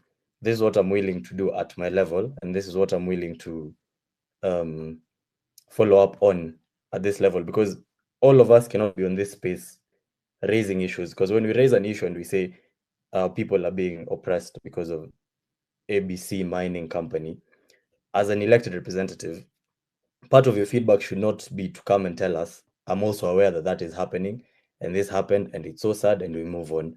Can you have a bit more proactive responses from our elected representatives? Because that will be a lot more useful. Otherwise, this is just a waste of time. Great. Senator Okia, maybe tell us about this issue of Kwale, the issues raised by Paul Okimani.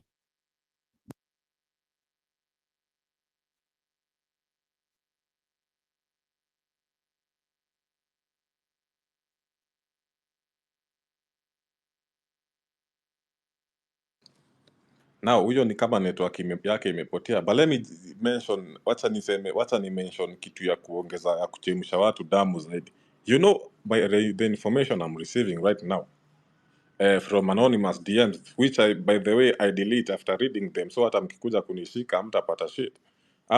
I understand that Migori County alone we inapata in its gold mining activity, per day they get about 30 kilograms of gold, pure gold.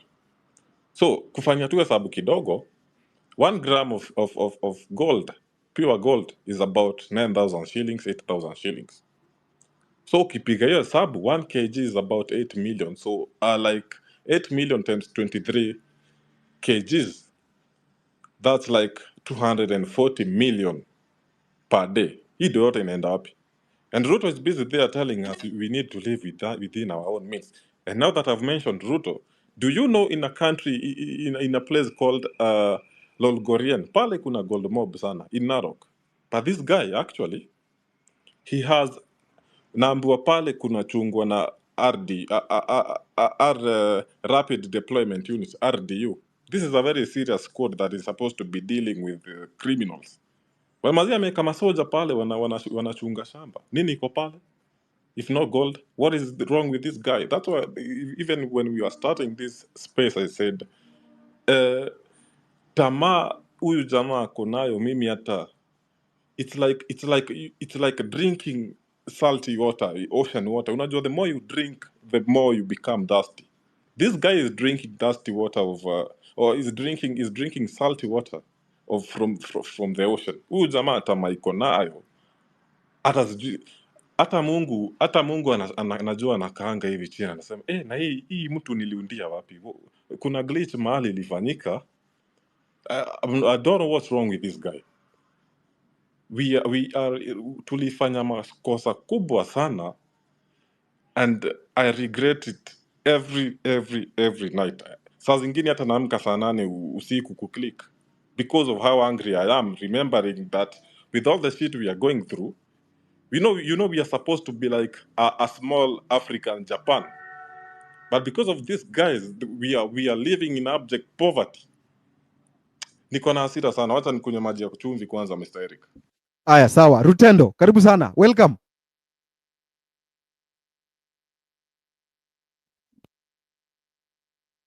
Yes, sir. Good evening to everybody. Can you hear me now? Yes, you are clear.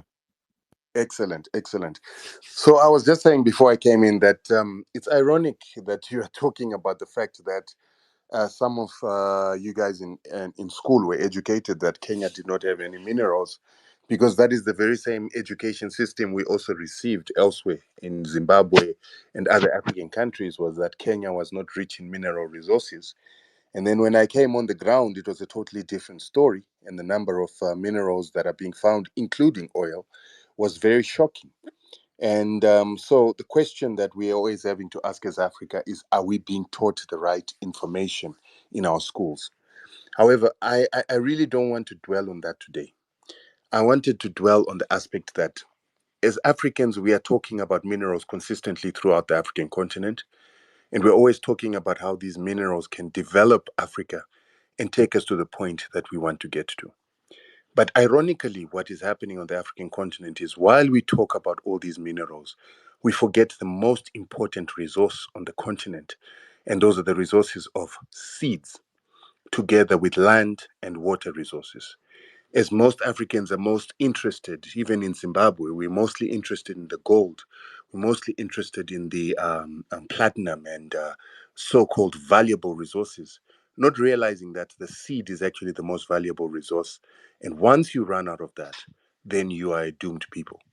And so many people find it difficult to relate to what I'm talking about. So I always give the example of a documentary, which I will eventually plaster the link here, that talks about how it is that Europe, the most important vegetable in the world and the most bought vegetable in the world, is tomatoes. And right now in Europe, tomatoes are the most expensive seed sold in Europe, because of the fact that the companies that are in Europe, particularly a company called Lima Grain, that is the owner of Seedco, that is currently distributing a lot of seeds in Africa without a bad name like Monsanto, yet it is actually just as dangerous as Monsanto, is the leader of selling tomatoes in Europe. And the tomatoes in Europe are sold from 60,000 euros a kg, all the way up to 400,000 euros a kg. Lima Grain itself produces the very same seed in India for 200 euros a kg, and then they sell it for 60,000 to 400,000 a kg. Now, for those of you who will understand, 60,000 euros a kg is almost the same price as a kg of gold. And so the question is, if we are to allow these seed companies to continue destroying our seeds, destroying the ability of those seeds to reproduce, then what is it going to do to Africa when we reach the point that Europe has reached with tomatoes, that we now have to pay the price of a kg of gold for our mealie meal to create our ugali. Another thing that also bothered me a lot when I was in Kenya, another thing that affected me a lot when I was in Kenya is the fact that everywhere I went and looked for ugali made from millet, ugali made from teff, or anything else, I couldn't find it. The majority of the ugali that was being eaten, that is from Dandora, from city center, all the way out into the outskirts of Kenya, I was only finding white ugali. And white ugali is one of the regulated grains in Kenya, according to your Seed Production Act, that is limiting local farmers from sharing seeds and limiting local farmers from developing their own seeds. You are limited to only getting those seeds to be grown by companies that have been licensed by the government because it is a strategic crop. Now I'm beginning to understand that even beyond strategic crops, the Kenyan government doesn't want farmers to share seeds. And if they do, they're criminalized because they should buy all seeds from registered companies that produce what are called tried and tested varieties of seeds or high quality seeds, which are generally hybrids. And now you've just had a signing over of GMOs into the country. And so this is an issue that I was wondering if Kenyans understand the crisis that they're in with the control of this resource, which could eventually affect their ability to control other resources, because the person that will be controlling your seed will then be able to use that seed to get control over other mineral resources, because you will not be able to grow your own food and become dependent on the seeds of other countries. And if you go to war with those countries, if you have a difference with those countries, if you have a trade issue with those countries, they could simply deny you their seeds until you give them land, until you give them mineral resources, or until you give them compliance. So let's give an example with what you guys have been doing now. You've been protesting, you're not happy with the president, you're not happy with some of the policies that you were supposed to acquiesce to in order to satisfy the IMF. So if the IMF is unhappy, it would ask all the companies that are giving you the seed that is being used to make that white ugali to stop giving you seeds, and immediately there's starvation. And when there's that starvation, they can then force you, the people of Kenya, to accept certain rules, to accept the payment of the IMF, or you simply don't get seeds and then there'll be further starvation. They could do that with wheat. They could do that with any other staple of Kenya because they control the seeds. Not only do they control the seeds, but when you have GMO seeds, what we have discovered here in Zimbabwe is we've been testing the food. One of the companies whose food we've been testing is also present in Kenya. There's Chicken Licken, Chicken Inn, Baker's Inn, Creamy Inn. Those companies are from Zimbabwe, a company called Simbisa Brands. In Zimbabwe, we've discovered that Simbisa Brands is bringing in GMOs into Zimbabwe, yet GMOs are banned for human consumption in Zimbabwe. And even for animal consumption, you can only import maize, and that maize must be imported from South Africa. But when we've been testing their animal feed, we have found other GMOs that are not authorized to come into the country. And so they've been having these GMOs in our mealie meal. They're having these GMOs in our bread, having these GMOs in their pork feed, chicken feed, and even their chicken products that they sell in Chicken Inn. We have found GMOs, MSG, and glyphosate. Glyphosate being a chemical that goes hand in hand with GMOs. When the Kenyans were certain Kenyans were promoting the proliferation of GMOs into Kenya, the one thing they kept telling Kenyans is, it is a lie that GMOs are sterile. So if you grow it this year, it is a genetic use restriction technology that causes them not to grow next year. And so that was the biggest threat that most Kenyans feared. And a lot of scientists from Kenya came on board saying that particular genetic use restriction technology has never been commercialized by the Americans. But when we were testing our food in Zimbabwe, we found the genetic use restriction technology, or what is called the terminator gene, or NOS terminator gene. The scientists lied. And the question I'm asking is, why would Kenyan scientists lie to the Kenyan people about something as important as the fact that the seeds that they're going to get will not be able to reproduce, or if they do reproduce, they will have a terminator genetic within them that can then be inimical to reproduction of food in future? Why would they not tell people that GMOs generally come in what is called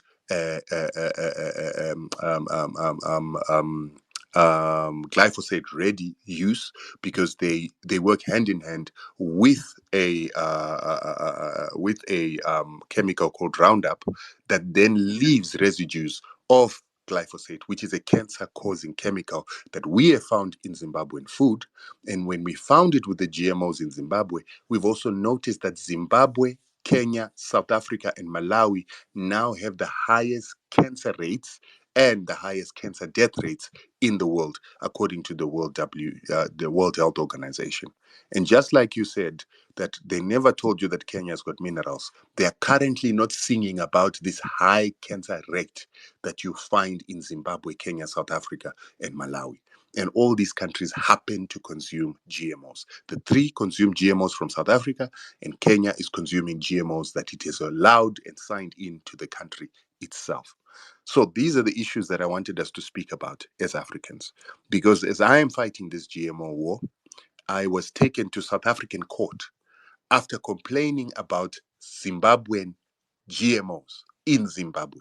The company from Zimbabwe, this Simbisa Brands, which is also in Kenya, took me to South African courts where they do not have any presence, but their shareholders, BlackRock, Vanguard, together with some of the companies like Monsanto that have got cross-shareholding with these BlackRock, Vanguard, State Street, who then have ownership in almost all banks in South Africa, Kenya, Zimbabwe.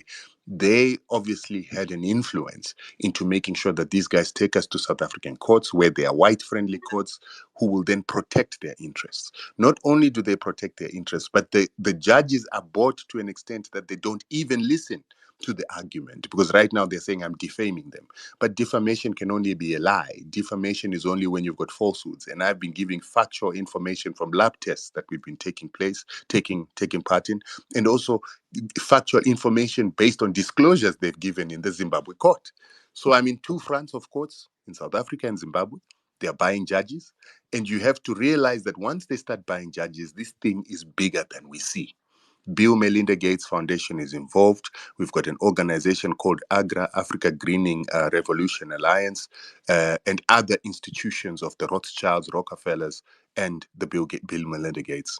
Initially, when we talk about these names, it sounds like conspiracy theory, but because I'm in court with these people, and it's my second time being in court with these people after being in court with Strive Masiwa, who sits on the board of the Rockefeller and Rothschild Foundations, I now realize that these people are real.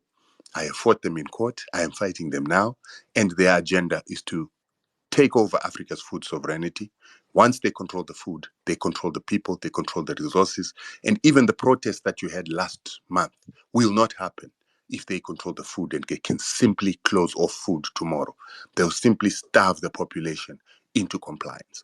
So this is what I wanted to say to you and to leave a message to you with. All right, just hold on. We'll come back to you. Court Sonko.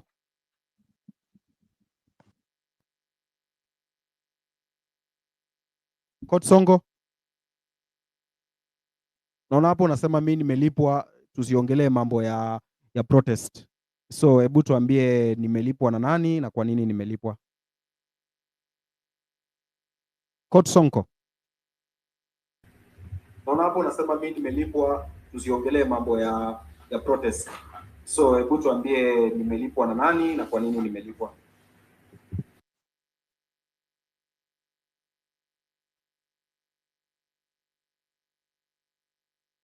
Mkenya daima.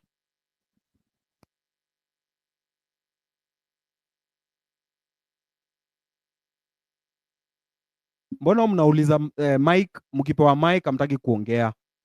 Mnasema space, tunanyima watu mic. Umepewa mic uongee au ongei? Because kuna watu wanataka kuongea. Looks like they were just testing the waters. I also experienced the same in my space. Who are they? Are they being sent or something? Amerix, this is Senator Onyoka. Like they were just testing yes. The waters. Can I say a few? Yes, go on. These are they have chickened out. They have been given a mic and they Amerix, they can't hear you. Can I go first? Amerix, this is Senator Onyoka.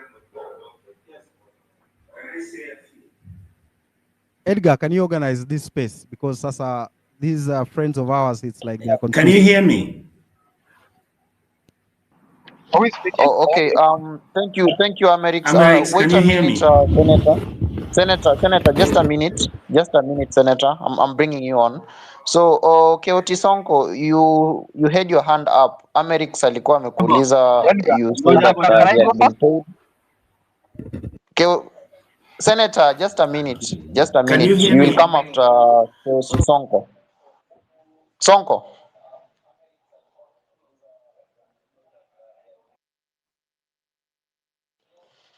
Sonko. Okay, sawa, hayuko. Senator Onyonka, you can go, and I'm also told that tomorrow you have a show in the morning.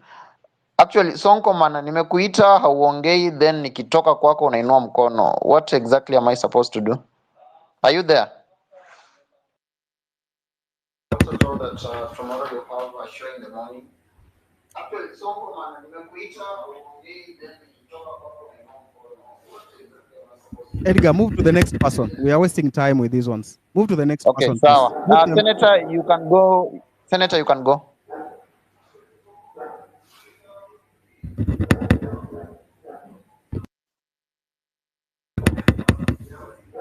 Senator, can you hear me?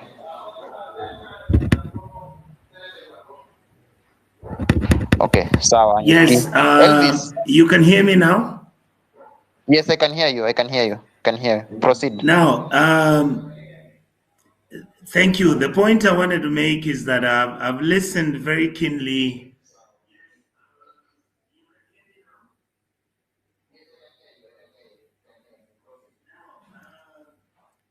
I wanted to say that I've listened to the gentleman who has just spoken about the GMO controversy and the issues. One of the things I wanted to say is that I hope all the Pan-Africanists who are listening to this know that you must begin to look at the larger picture, whether you look at it the Kenyan way or look at it the African way. Number two, the events that you see in the mismanagement and the misgovernance of our people, sometimes they are deliberate, but sometimes we are the unfortunate players in those arrangements. The truth is, I believe that you as Kenyans have always been trailblazers. I believe that we must be aware of what's going on. Don't dismiss anything you get. One of the things that has helped me in my politics is that when I pick information, whether it's true or not, you analyze everything intelligently and then you're able to make decisions. I believe that the issues which have been raised here are issues that can be fixed. Our country is not so broke that you cannot fix it. I believe where we are, like I've said before, the hardware is okay. When somebody comes to Kenya, you see everything, you see happy people, you see hotels are running, we have national parks, Kenyans are running at the Olympics, and everything is fine. But my point is, we now must begin to look at the software for you people to go to the next level. Finally, I want to say this. I hope that this team will be able to be positive and will be able to handle whatever that is happening in this country fairly. There are some of us, there are some people who are even in government who are giving us information to give to you.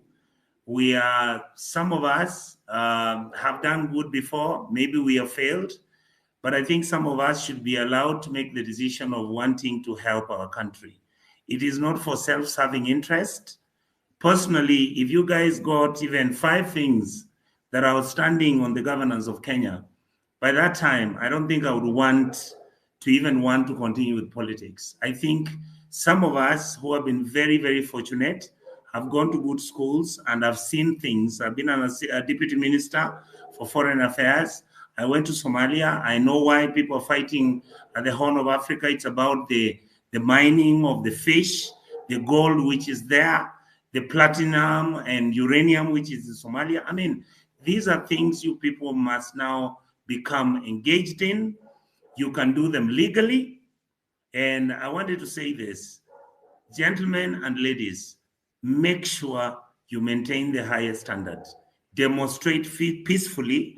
I know that agents are going to be sent so that they can distract you, so that they can give you a bad name.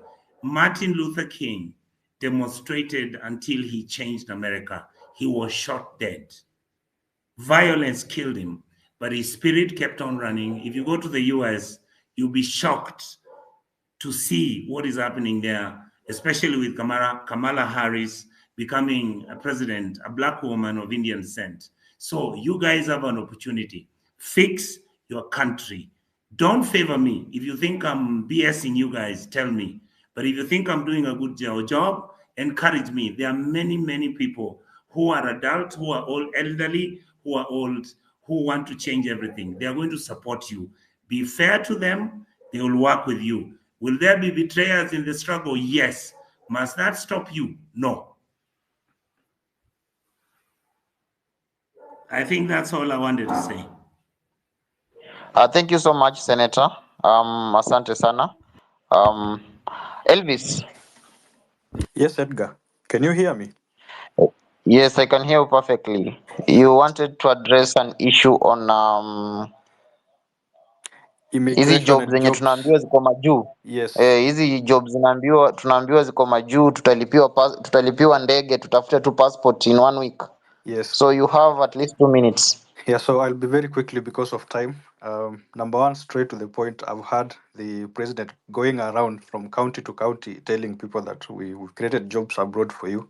You'll be getting a passport in, I don't know, 1 week, and then you go to the airport, you just board a flight and go abroad. So I want to tell you guys there's nothing like that. You know, from the events of June 25th, whatever happened, like people breaching parliament, that guy knows he lost his legitimacy and he's trying by all means to make sure that the legitimacy is back. He knows he lost it, but he's trying to use all kinds of lies to get this back. So, about the issue of jobs abroad, he said today that on the website they have about 400,000 jobs listed. I went through that website. All those jobs that are there, they are talking of maids, housekeepers, drivers. I think it's instant for someone who has gone to school. You are well schooled. You are well educated. You're being sent to the Gulf to go and become a housemaid somewhere for maybe like 20,000 every month. That is not something we anticipate as Kenyans. That is not the Kenya we want. Remember, during the 2022 elections campaign, this guy used to promise us that we'll be here, we'll create jobs for you here. Please vote us in. The moment he got into power, he started chasing away investors by increasing taxes and doing all sorts of nonsense to make sure that we don't have jobs locally. Number two, about the jobs in the West, that is Australia, UK, England, um, Canada, and USA, immigration has really changed. We have a lot of immigration laws that a lot of people don't really know. They have put a cap on student visas, on skilled work visas. Basically, there are no jobs. And if you go to the government websites of these listed countries from Germany, UK, Canada, Australia, they have a list called shortage of occupations list. Take time and go through it. They have specific listed jobs, which are professional jobs, and in most cases, they are just medical jobs only, not any other job that this guy is trying to go around the country telling people. There's no way you expect someone who has not, maybe they haven't been able to afford school fees to go to university. You're lying to him that I signed a deal in the UK and you're going to get a job there. There's nothing like that. At the moment, we're in the whole of in the West, the USA have elections. UK, they just had elections recently. And the first priority, they said, we are going to restructure immigration. We are going to reduce legal immigration. We are going to tackle illegal immigration. Basically, they want to train their own skills first, like skills in their own country. And then the remaining slots, that is when they can invite any other people to come from abroad to come and fill them. At the moment, for those who follow the NHS recruitment, let's say, for example, in the UK, the recruitment of healthcare workers has drastically reduced. Up to now, the NHS has not gotten its yearly budget to recruit from abroad. What they are technically doing is reducing the number of skilled workers coming to the country. The same thing is in America, the same thing is in Canada, the same thing is in Sweden, Germany, Australia. In Australia, it's now even more tough. If you're going there on a student visa, make sure you're going there on the right course, maybe like going to study something like medicine, nursing, occupational therapy, any other thing apart from that, then it's going to be hard from you because they say at the end of your studies, you have to exit the country and go and apply the job from your from your own home country. Technically, they are telling you, you give us your money, study in our university here. At the end of it, go back to your home country. Number two, they are saying if you go there on a student visa, you cannot switch that visa into any other field that will maybe make you remain in Australia. For you to change the visa, you have to exit the country and start again a fresh application of the visa. They are technically trying to put in all these hurdles to discourage legal immigration. So if you see someone is moving around and lying to the people that have created jobs abroad for you, it's an absolute lie. And this will lead to a lot of rogue agencies. Just because the president has pronounced that we have jobs abroad, you will see these agencies coming up and lying to people that we have jobs abroad, pay this amount of money, and we'll connect you to a job or maybe like a student visa. All right. So what will happen next? Mtauza mashamba zenu, and you end up being duped. I have a lot of people in my DM complaining over these same things. People are depressed abroad, and there's nothing they can do about it. Tafadhali kaeni rada. Asante. Thank you very much, Elvis. We continue. Ask for the mic. This is a citizen assembly. It is for everyone. Lewis, what are the protest on 8th? Can you tell us the protest points? What are the things that we must ensure that we are going to raise as we go on the streets on 8th of August? 8th of August. Nane. Lewis.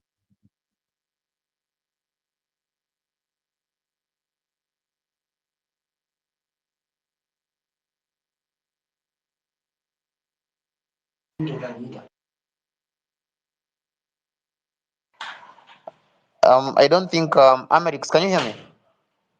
Yes, I can hear you. I don't think Lewis can hear you. So let me bring in Mukenya Daima. Okay. Hello. Let me bring in Mukenya Daima to speak about just hold on. Lewis. I can see Lewis here. Yes, Lewis. Sorry, I'd lost the conversation for a second. We had said that on 8th, there are more protests called Nane. What are the pressure points? Yes, what is Edgar, the messaging? You had mentioned me. Yes. Can you hear me?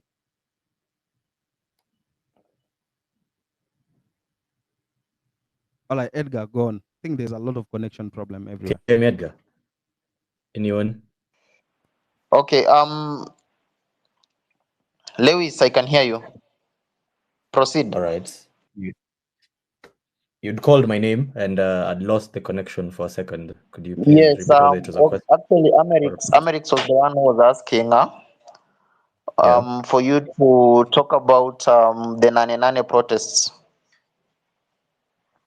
Oh, the ones that we will have in Nanyuki, or just in general? Yes. In general. General and also Nanyuki.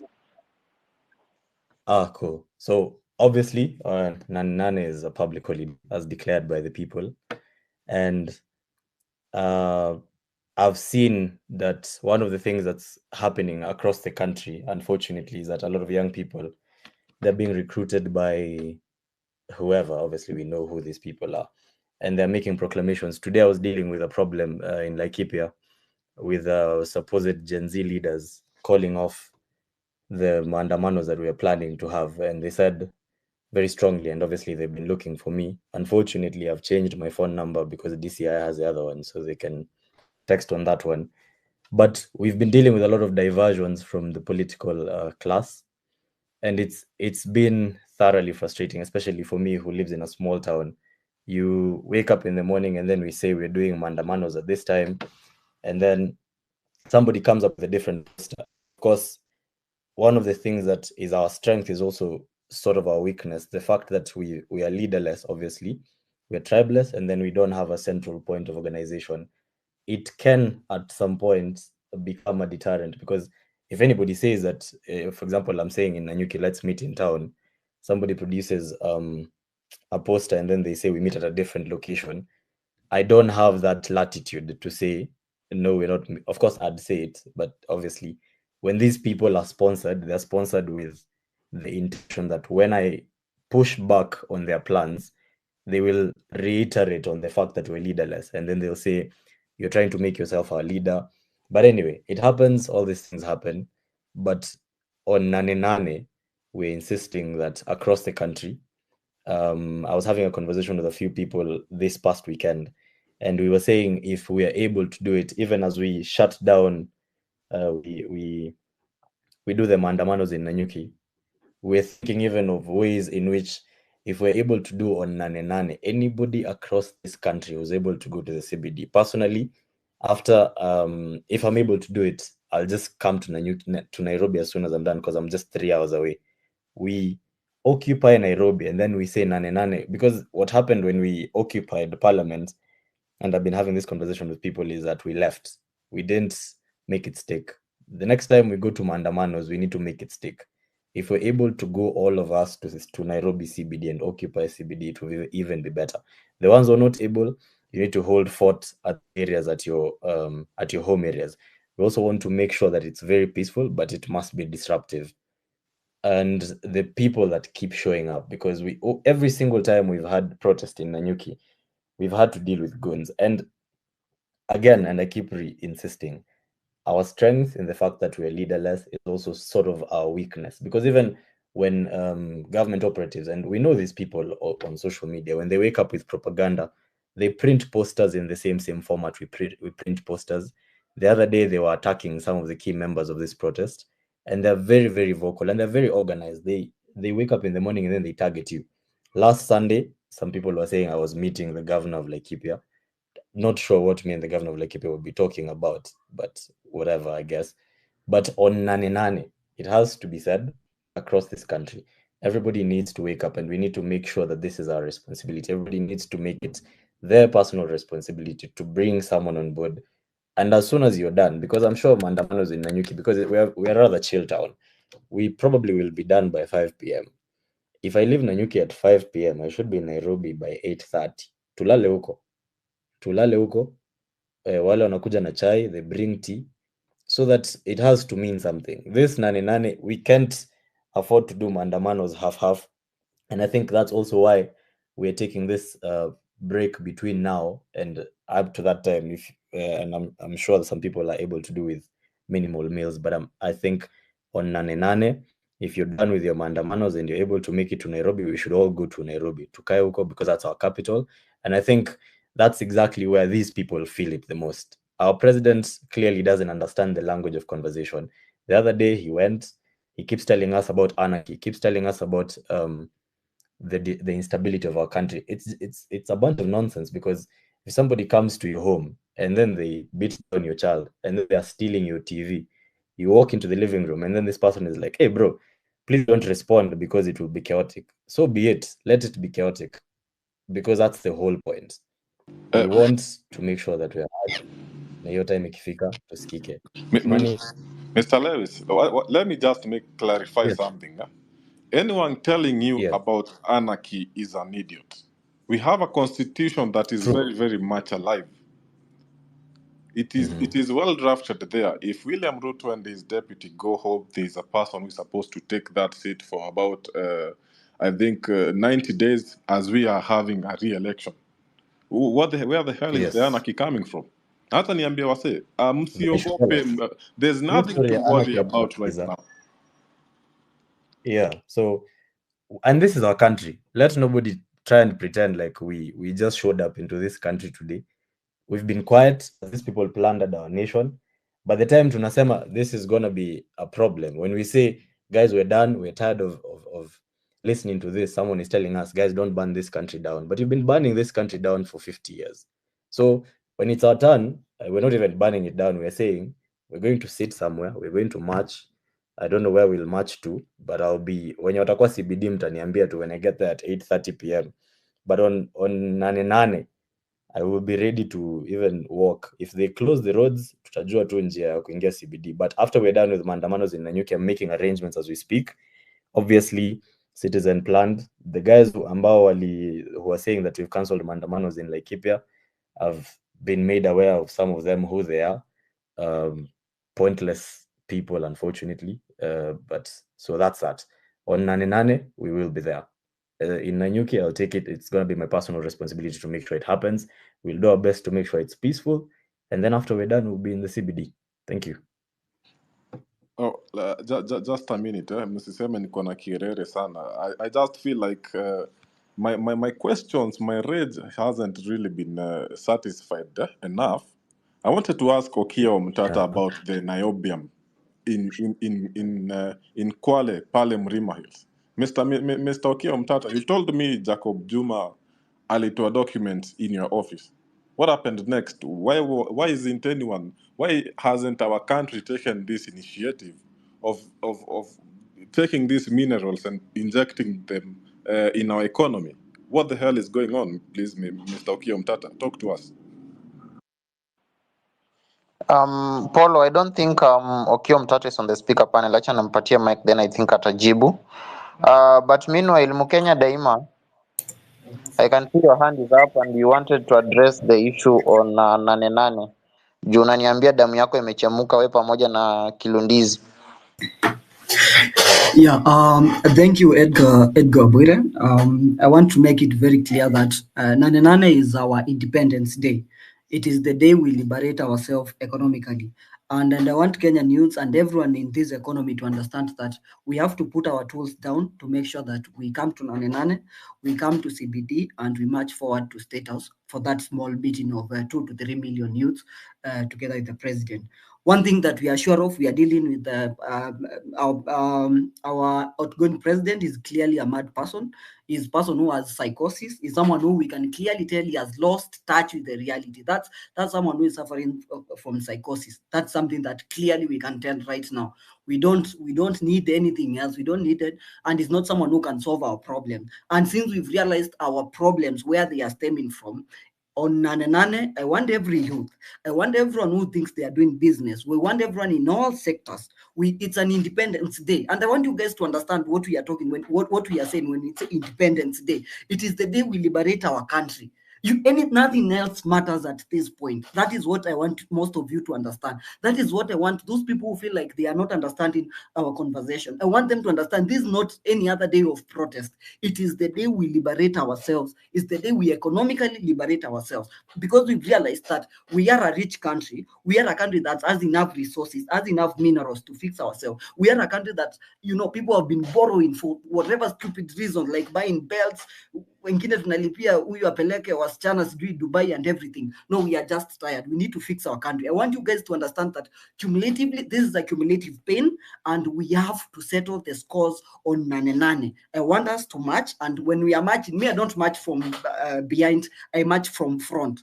And we get to CBD, ikibidi tukae pale chini. We are not running. We are not going to play sijui rat race with the police. We are not going to do that kind of nini. We just stay there and we march forward to State House. And once we march, we liberate ourselves. It's an Independence Day. That is what I want you to understand. Imagine you witnessing the second independence, and this one is for yourself. This one you are doing it for you and for your future. That is what I want you to understand. Then from there we can start fixing the country when we have Ruto out, because when we have Ruto and when we have the presidency out, because I don't want anyone mistaking me thinking that when I mean Ruto, I just Ruto. No, I mean the presidency out. So Nane Nane, I want everyone to come out and know deep down, this is Independence Day. Nane Nane is supposed to be our Independence Day.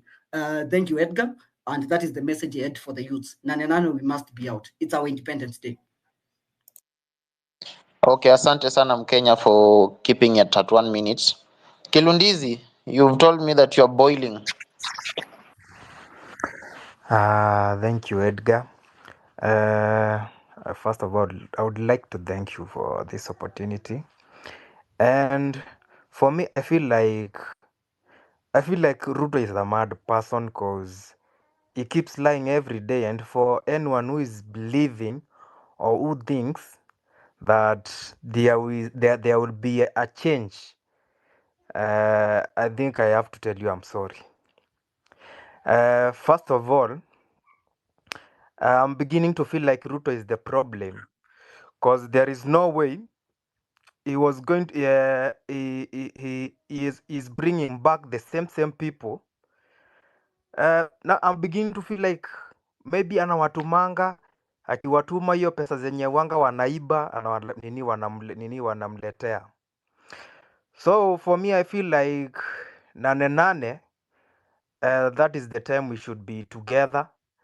Ukiona mwenzako anaenda kushikwa unakwama na yeye. I think sijui kama mliona video ilikuwa ina go around Twitter, jamaa alikatalia jamaa kabisa akienda kuarestiwa.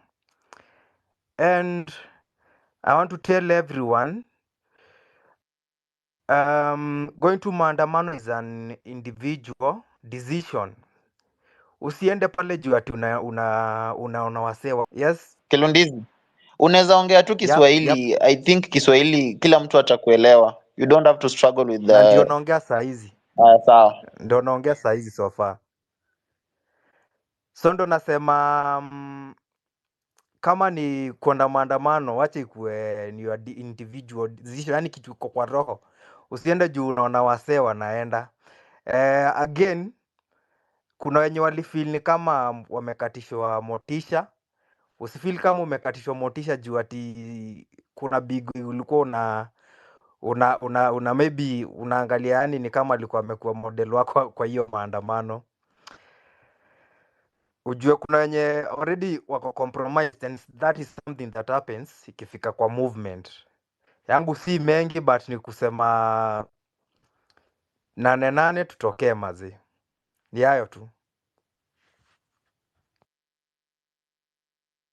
Okay, thank you so much Kilundizi. So I'm trying as much as possible to bring in a set of new speakers. I want as many people to speak as possible. So I'm going to let in Kenyan Germany lady. Hi, what do you have to say? Hi, sorry. Hi, everyone. Good morning, good afternoon, good evening. First of all, I'd like to send my condolences to those who lost their lives.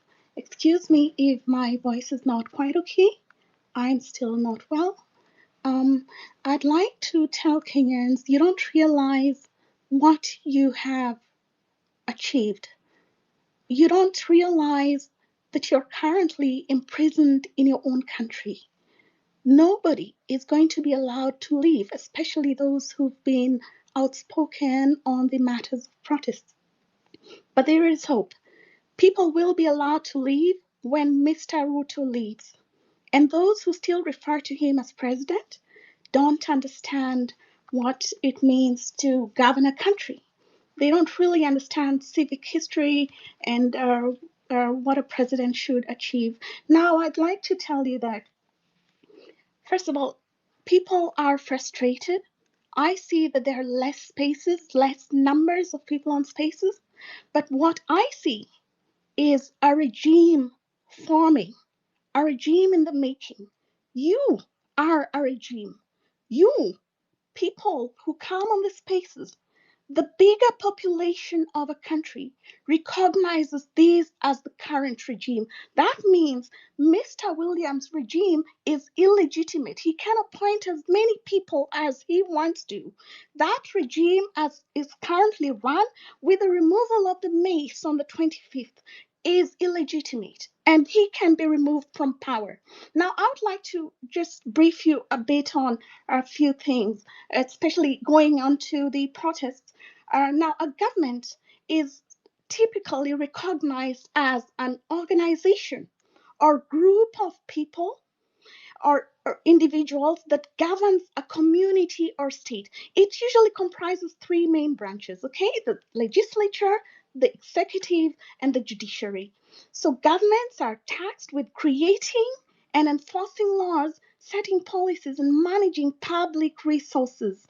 It has failed in the management of public resources, and that again makes it not be viewed as a government in such. It is only a regime on paper currently. There is an acting president who's not recognized by the majority of the population.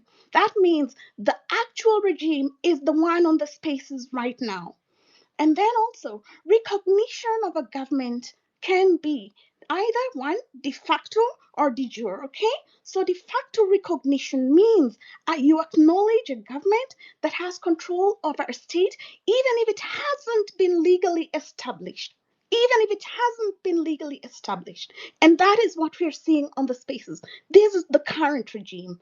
And then the de jure recognition, on the other hand, refers to the legal acknowledgement of a government as the legitimate authority of a state. The international community can actually recognize a de facto regime as legitimate. It has happened many times before. And now I've really talked about that. I want to talk about parallel regimes. So there is hope. I'm telling you, there is hope. You can take that country and you can force him into exile. And that will happen if he doesn't step down. Now, let's talk about a bit about parallel regimes. A parallel regime refers to a situation where two or more groups claim to be the legitimate government of a state. A legitimate government has the majority support of the population, which is not the situation in Kenya.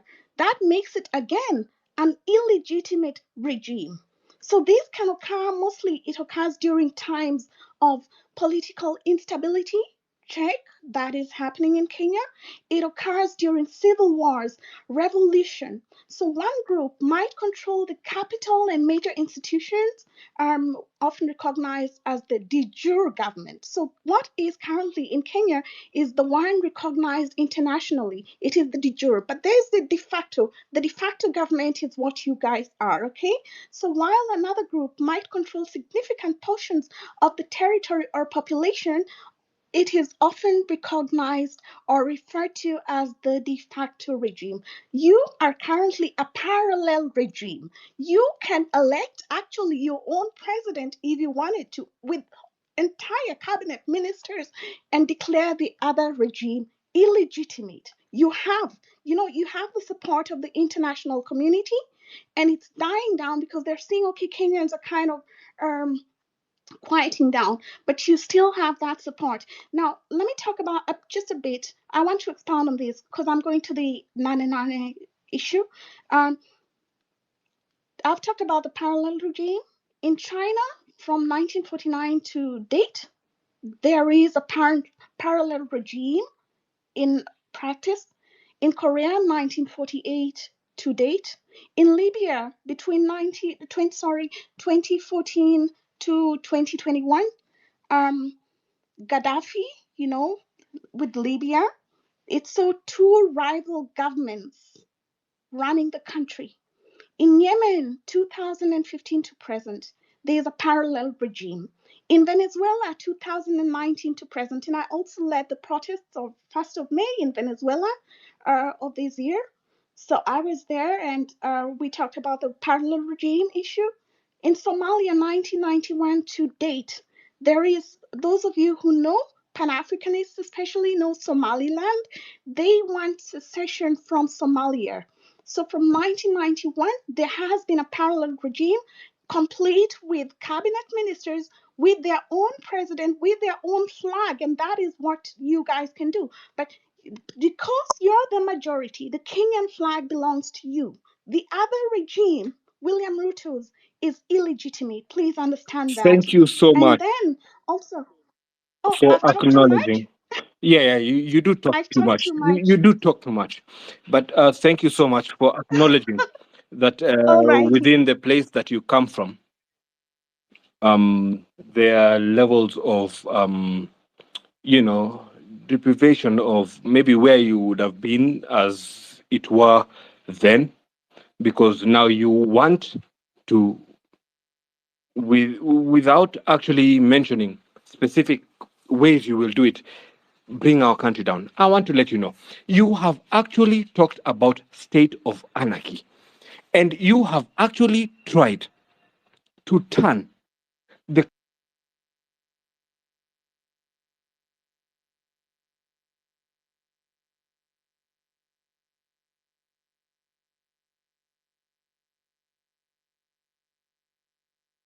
Edgar, mnapeaje Kigen mic hapa jini?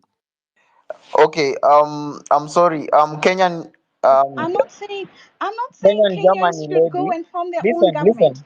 I'm Kenyan saying Germany lady, kindly land so that we can also give someone else a chance. all right. I'm landing.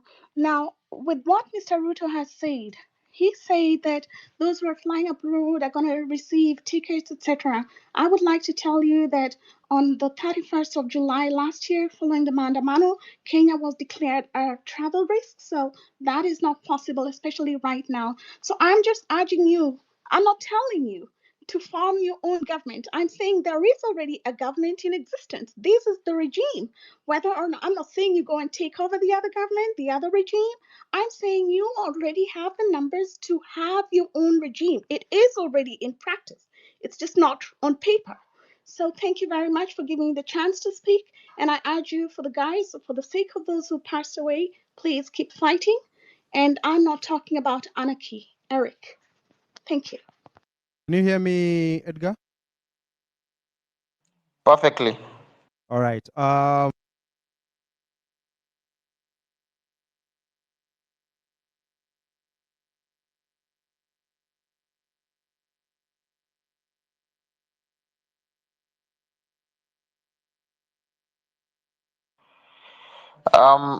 Amerix, you are on mute if you're speaking. Can you hear me? Yes, perfectly. What about there? I can hear you perfectly.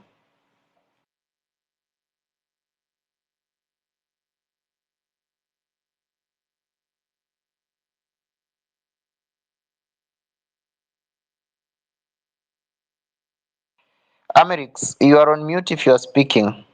We can't hear you.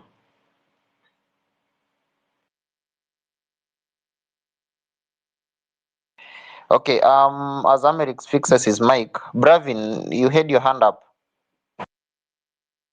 Okay, there are few things I want to talk about because there's this issue of having a leader. I don't think we have exhausted that issue properly because this is something that people on other platforms who are also in the movement need to understand. You know, we have gotten where we are because we have been leaders. So when you have leaders in place, you are making it easier for the government to, or the rogue people who are in government, to hunt down and pinpoint individuals, and they'll go after them. They'll turn their lives upside down. They'll go and surveil them. They'll do a lot of things to those people there. So when you have people who are not like appointed, or you have not done the easier work for them, then it's hard for them to pinpoint individuals. So that's one. Another thing you need to understand that the success of this movement is based on decentralization. So as people are in the villages trying to demonstrate, Bravin, improve your speaker. Your speaker is very low. Can you just fix your speaker or your mic? Am I still low? It's okay. Okay. So there are people who are in different parts of the country. You find there are people who are in the villages, and they're still they want to still air out their issues. So if you make it centralized, it will be a bit difficult. You will start demoralizing people because the moment you start picking individuals, that's one. If you take an individual to, let's say, a position of leadership, and for example, there are people who have not seen this person, for example, on the streets, that's one. Two, you'll not know how you're going to arrive at these leaders. What criteria will you use? There are people who are not on these platforms, but will definitely form good leaders.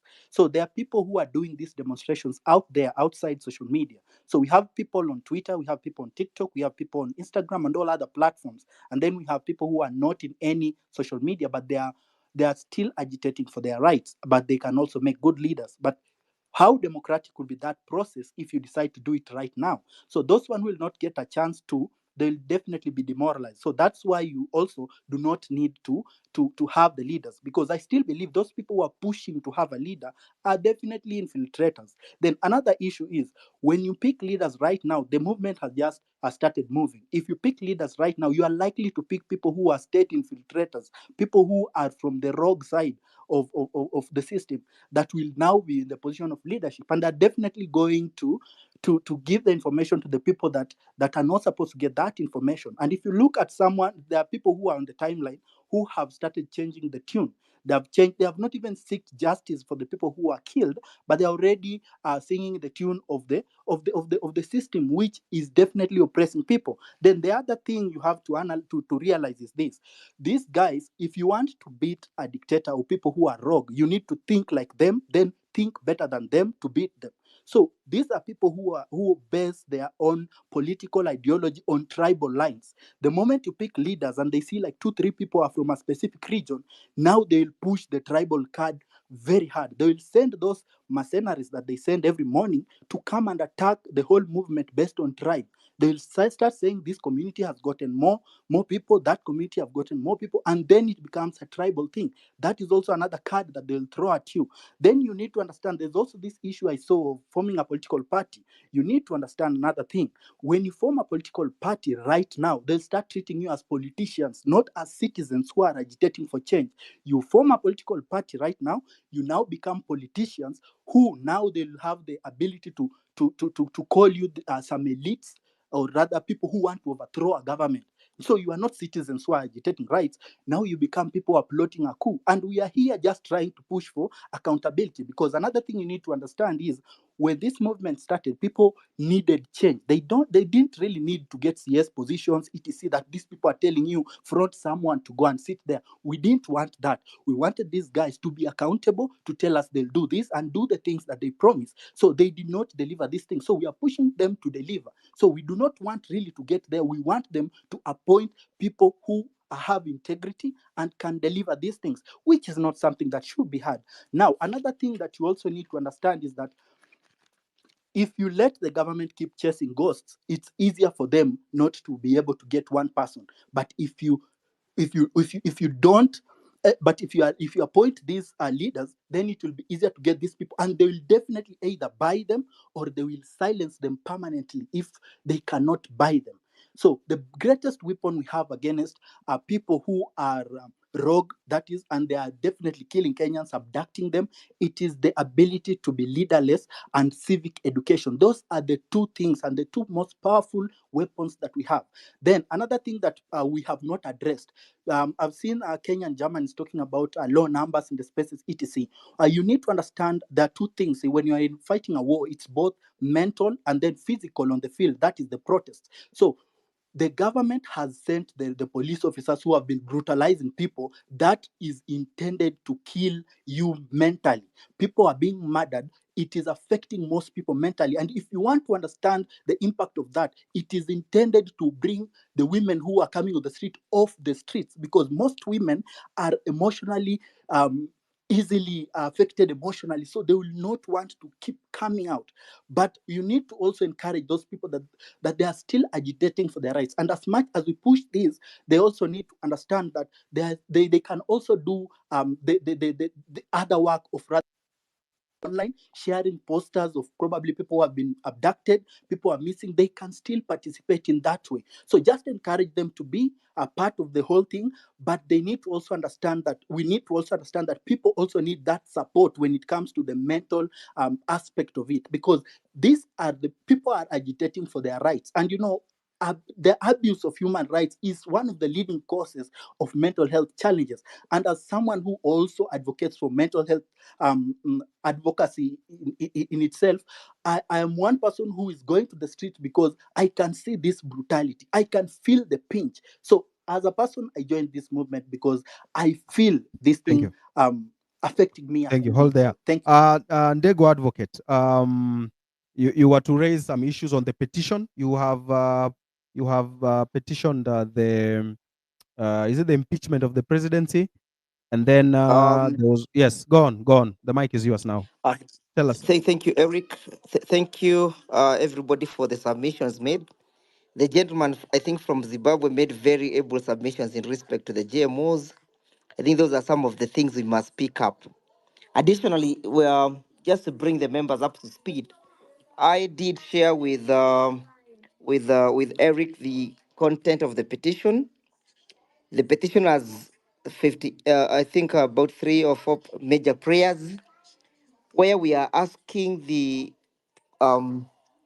High Court of Kenya to make a determination whether or not Kenyans can participate directly in bringing down or in removing Mr. William Ruto and Mr. Gachagua from office. We have gone to court through or seeking to enforce the provisions of Article 1, which provides that power belongs to the people, and they may exercise that power directly or indirectly. So the indirect aspects of people's power in our petition, we are claiming that it has failed because Parliament has failed to hold Mr. William Ruto and Mr. Gachagua to account. Parliament has also refused to apply the available constitutional tools to hold Mr. William Ruto and Mr. Gachagua to account. And therefore, we're asking ourselves and we're asking High Court to make a determination whether at that particular time, Parliament can be deemed to have negated on its duties and obligations, and whether, upon that finding, whether the people can therefore exercise their sovereignty directly. And the means that we are proposing to exercise our sovereignty is through a referendum. We're asking the High Court to make a finding that a government can be established through an election, and the same government can be removed by the people through a referendum. That is the substantive question we are asking the High Court. The grounds upon which our petition is premised is that there is serious diminishing of capacity on the part of Mr. William Ruto and Mr. Gashagua's government, and that diminishing has withered the confidence of the people. It has rendered his government illegitimate, and therefore we're asking the High Court to give us a leeway where people can participate directly in removing him from power. We are asking the High Court to make sure that this determination is made before October, so that people can go to a referendum and vote to remove Mr. William Ruto from office. Our argument is that a referendum is not only a tool that can perhaps be used to bring about change of the constitution or to bring about change of constituencies or anything, or the amendment of the constitution. We are saying that a referendum is also a mean or a tool available to Kenyans through which a government can be established. So the other issues we are raising is that, for example, the other day he went to the US, he signed some covenants and agreed that Kenya should be a non-NATO ally without the participation of the people of Kenya, without the participation of the Parliament of Kenya. And we are asking that he has actually sold out our sovereignty. The other issue that you also raised in our petition, among others, is that he has agreed that the US should create a military base in Lamu without asking the people of Kenya to participate in making that determination. To us, is that he has completely sold out again our sovereignty, where foreign entities and foreign states will establish their military base here without consulting the Kenyans. So those are some of the issues that we have raised, among other issues of breakdown of governance. And we are hoping that the High Court will be able to agree with us and give us an opportunity to argue our referendum or to carry out our referendum. We are asking many people to join this petition, whether you belong to your professional groups, whether you want to be individuals. We are asking especially the professional groups or the NGOs and civil societies to join this petition. We have a pool of volunteer lawyers who are willing to take up your matters and urge or argue this case before court. We're asking the Chief Justice to appoint a bench of not less than 5 judges who are going to hear and determine this case. We have very solid facts and grounds that we are relying on in respect to asking the High Court to declare that Kenyans can remove or change a regime through constitutional means of a referendum. Those are some of the issues that we have raised in our petition. I have shared a copy of the same with Eric. Perhaps Eric may be posting it in this forum for people to go through it and read and understand the issues that we are raising before the High Court. I would reiterate once more that people are free to join this petition because the more, the merrier. If you're able to collect signatures from wherever you are, as long as they are designated signatures in support of the petition for referendum, we'll be able to take those signatures again and collect them in our affidavits and show the court the weight of the case and the desire that people have. Of course, the argument about the loss of legitimacy is premised on the ongoing protest against government and the inability of Mr. William Ruto to protect life, which is so sacred, that he has unleashed his militias to go and kill Kenyans who are exercising their constitutional right. So we are saying that Kenyans have a right to remove him because he has failed to defend the constitution, which he himself swore to defend. So those are some of the issues, Eric, we are raising in our petition. I'll still remain available for further consultation or clarification. Thank you.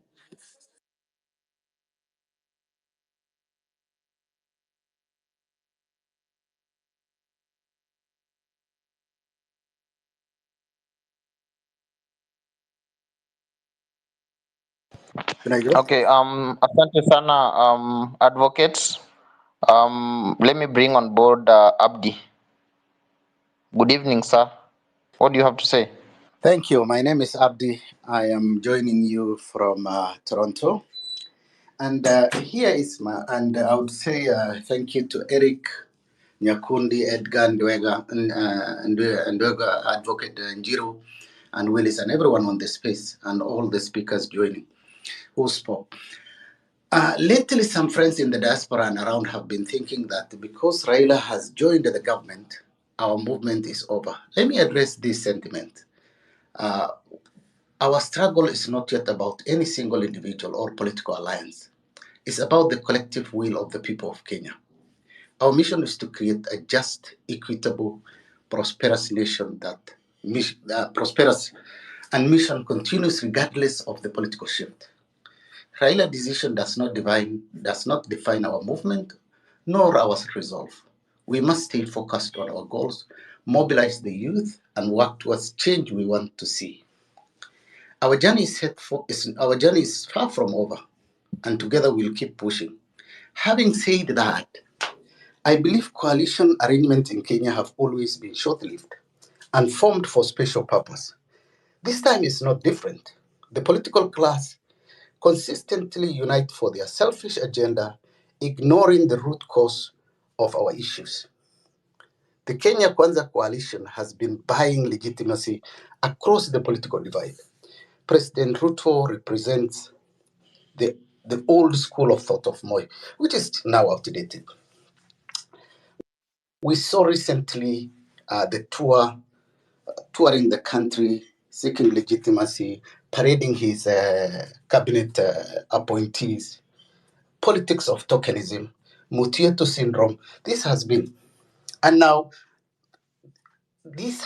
going on like people being cabinet secretary being paraded in now heading to the home turf of Wycliffe Oparanya and trying to seek leveraging on local loyalty. This does create an illusion of widespread and legitimacy based on cheers from the local community.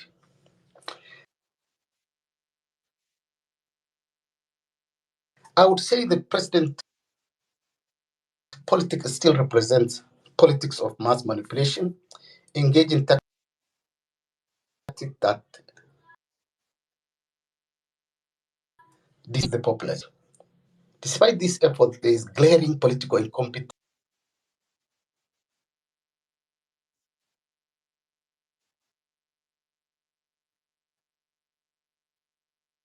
reflected in the continued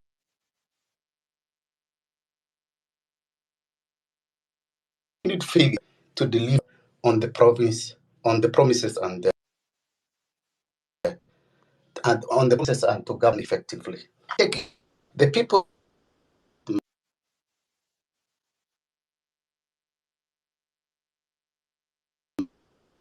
while on negotiation, no.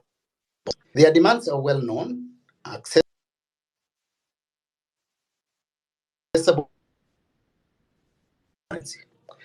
The senator said in earlier, Kenya, our software is working, and we.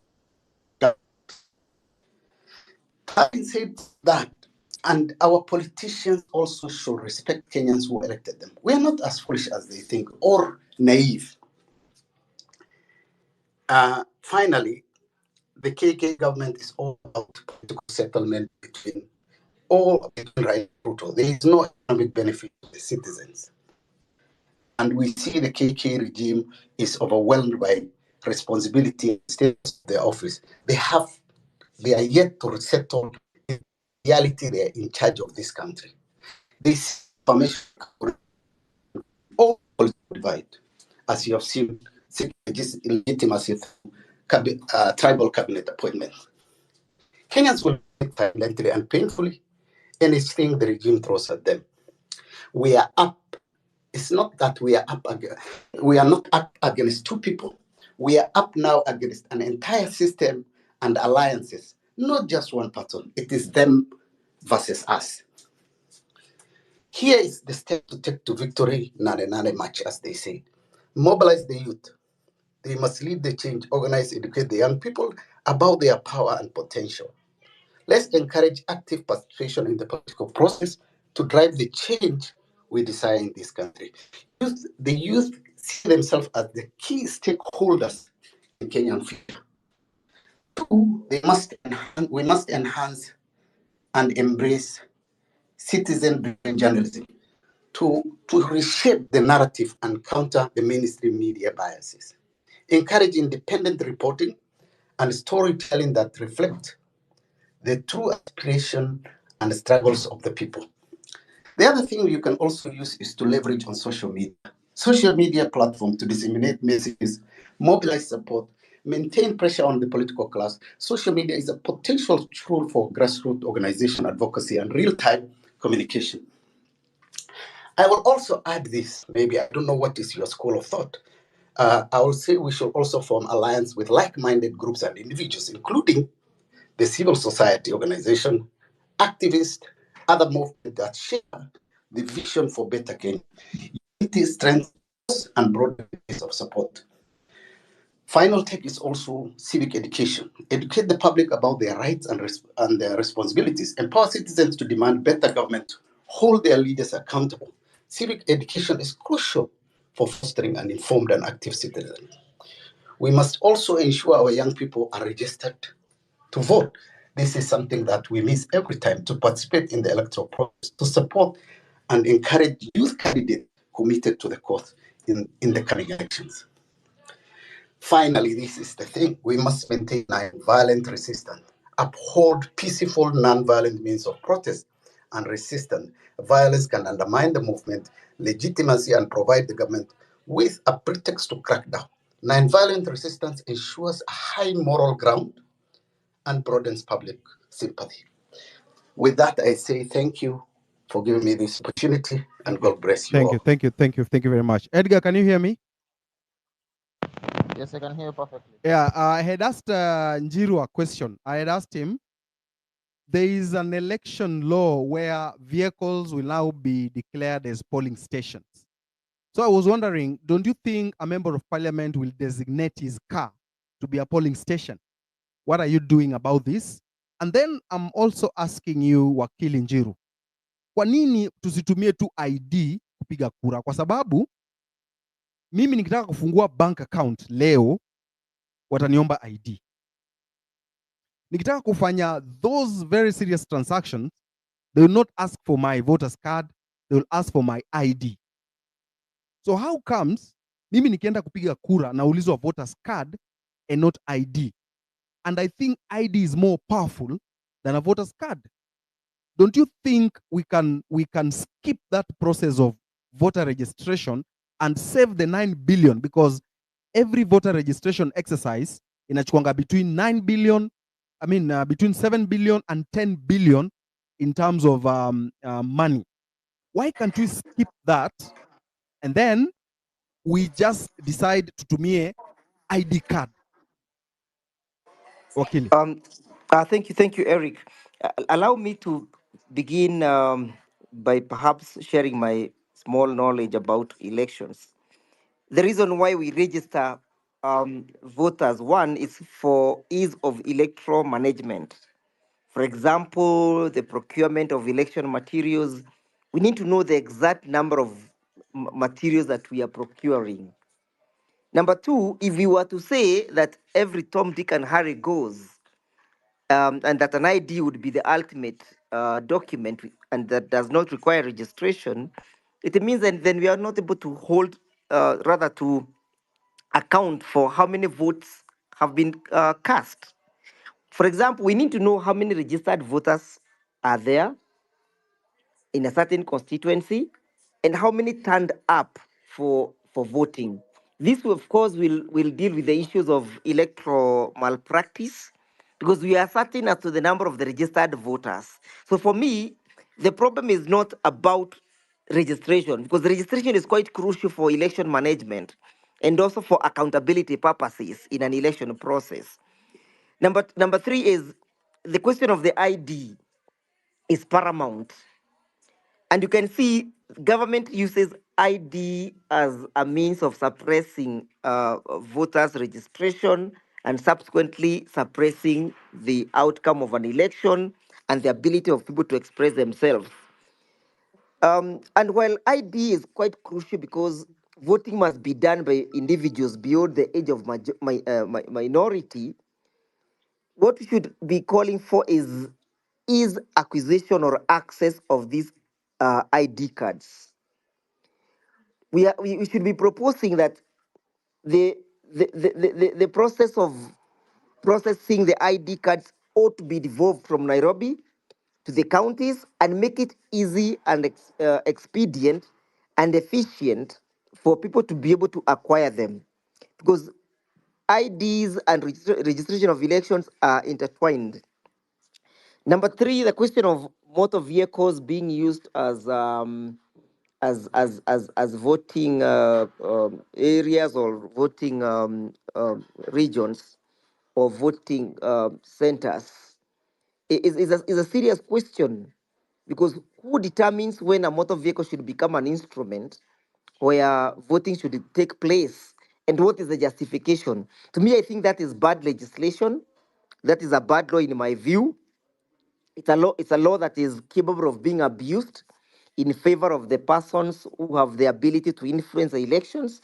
And as such, that is one of the issues we should be raising with the IBC Act, that it requires urgent amendment so that we may seal all possible loopholes where elections can be manipulated. I think that's all, Eric, for my clarification. All right. Thank you very much. But before you leave, will you be in a position to connect with Rutendo from Zimbabwe and Yes. see if you can follow up on this issue of GMOs, especially this livestock bill? Yesterday, we saw women from Samburu Yes.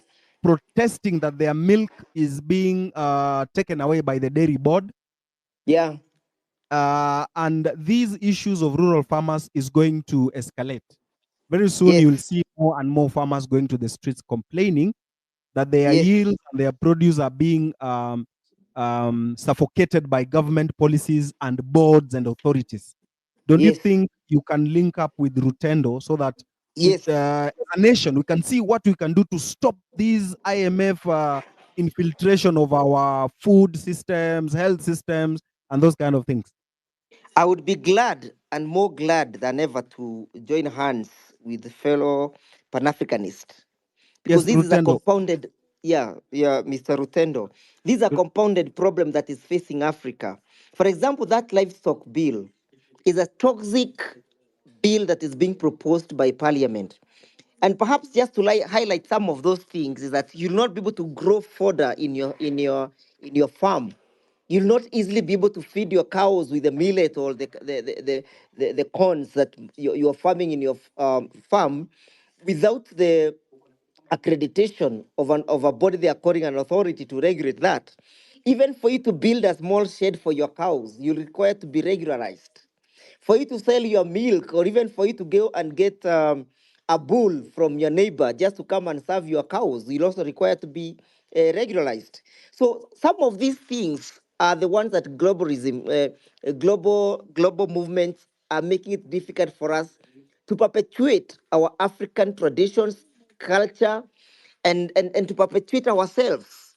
Why are they restricting that my neighbor cannot come and ask for some assistance from my bull to serve its cow? Simply because they want to control the genetics.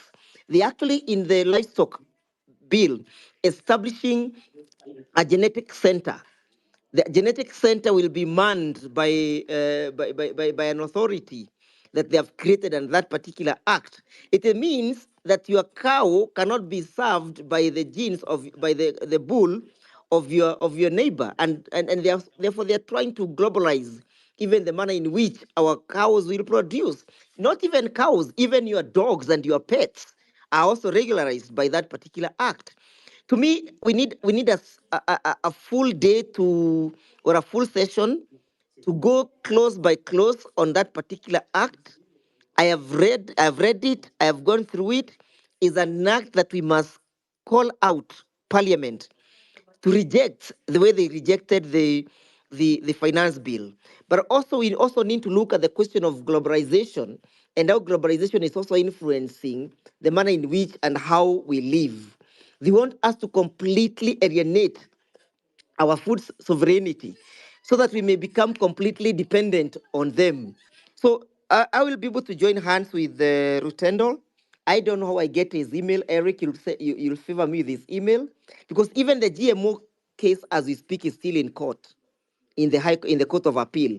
But if you look at the judgment that came from the High Court that was delivered by Justice Angote, you realize that there must have been some serious influences behind these GMO bills, GMO judgment. And those are some of the things we also need to push Mr. William Ruto to repeal.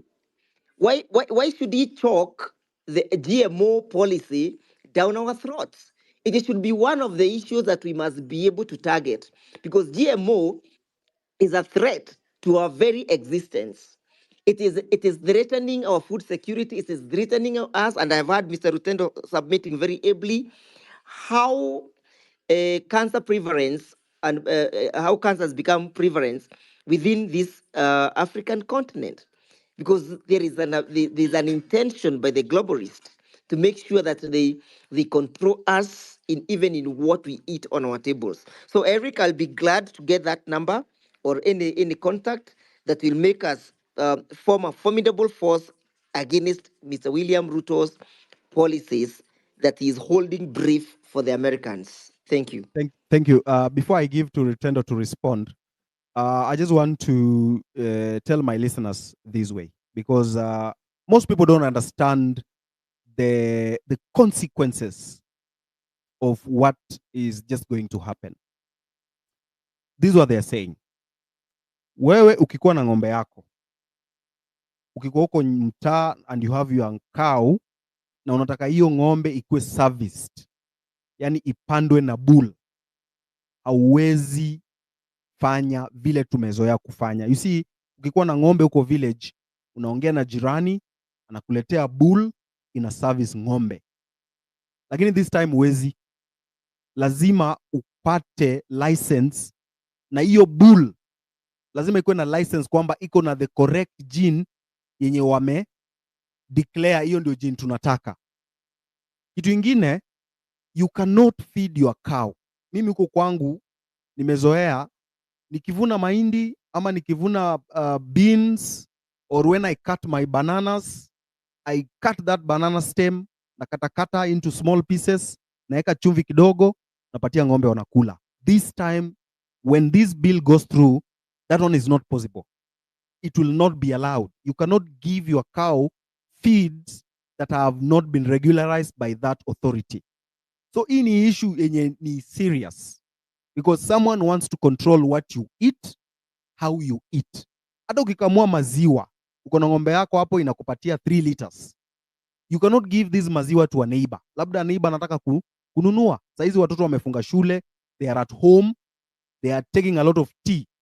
na labda uko na ng'ombe na kupatia 3 liters 5 liters and a neighbor comes to buy, you are not supposed to sell without the authority of these boards and those authorities.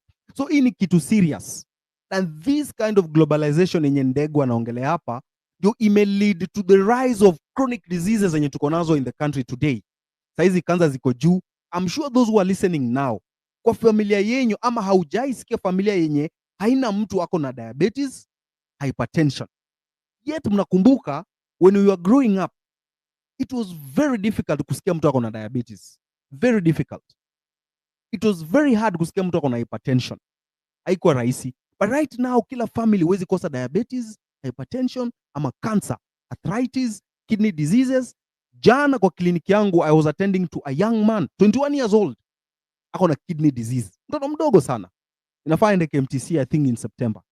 A very young man 21 years old with a kidney disease because of these foods we are eating that are being brought to our country. Na inafaa mjue kitu moja. Niko na rafiki anaishi Iceland anaitwa Job.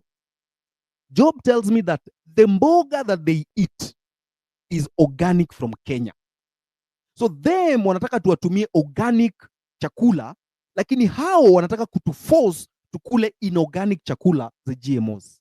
So this is a great issue that we must prosecute and resist.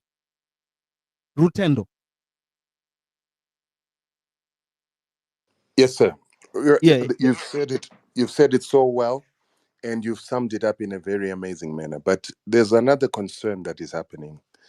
There is academic imperialism that is currently taking place, or intellectual imperialism, where any thought that is African-centered is looked down upon and legislated upon by African leaders acquiescing to international conventions that they sign without interrogation of anything that is happening on the African continent. So you need to understand that the country with the most cattle in the world per capita is actually Chad.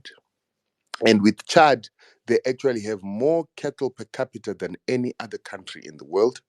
And they have done that by preserving their cattle as the indigenous species, raised according to the indigenous tendencies or the indigenous practices.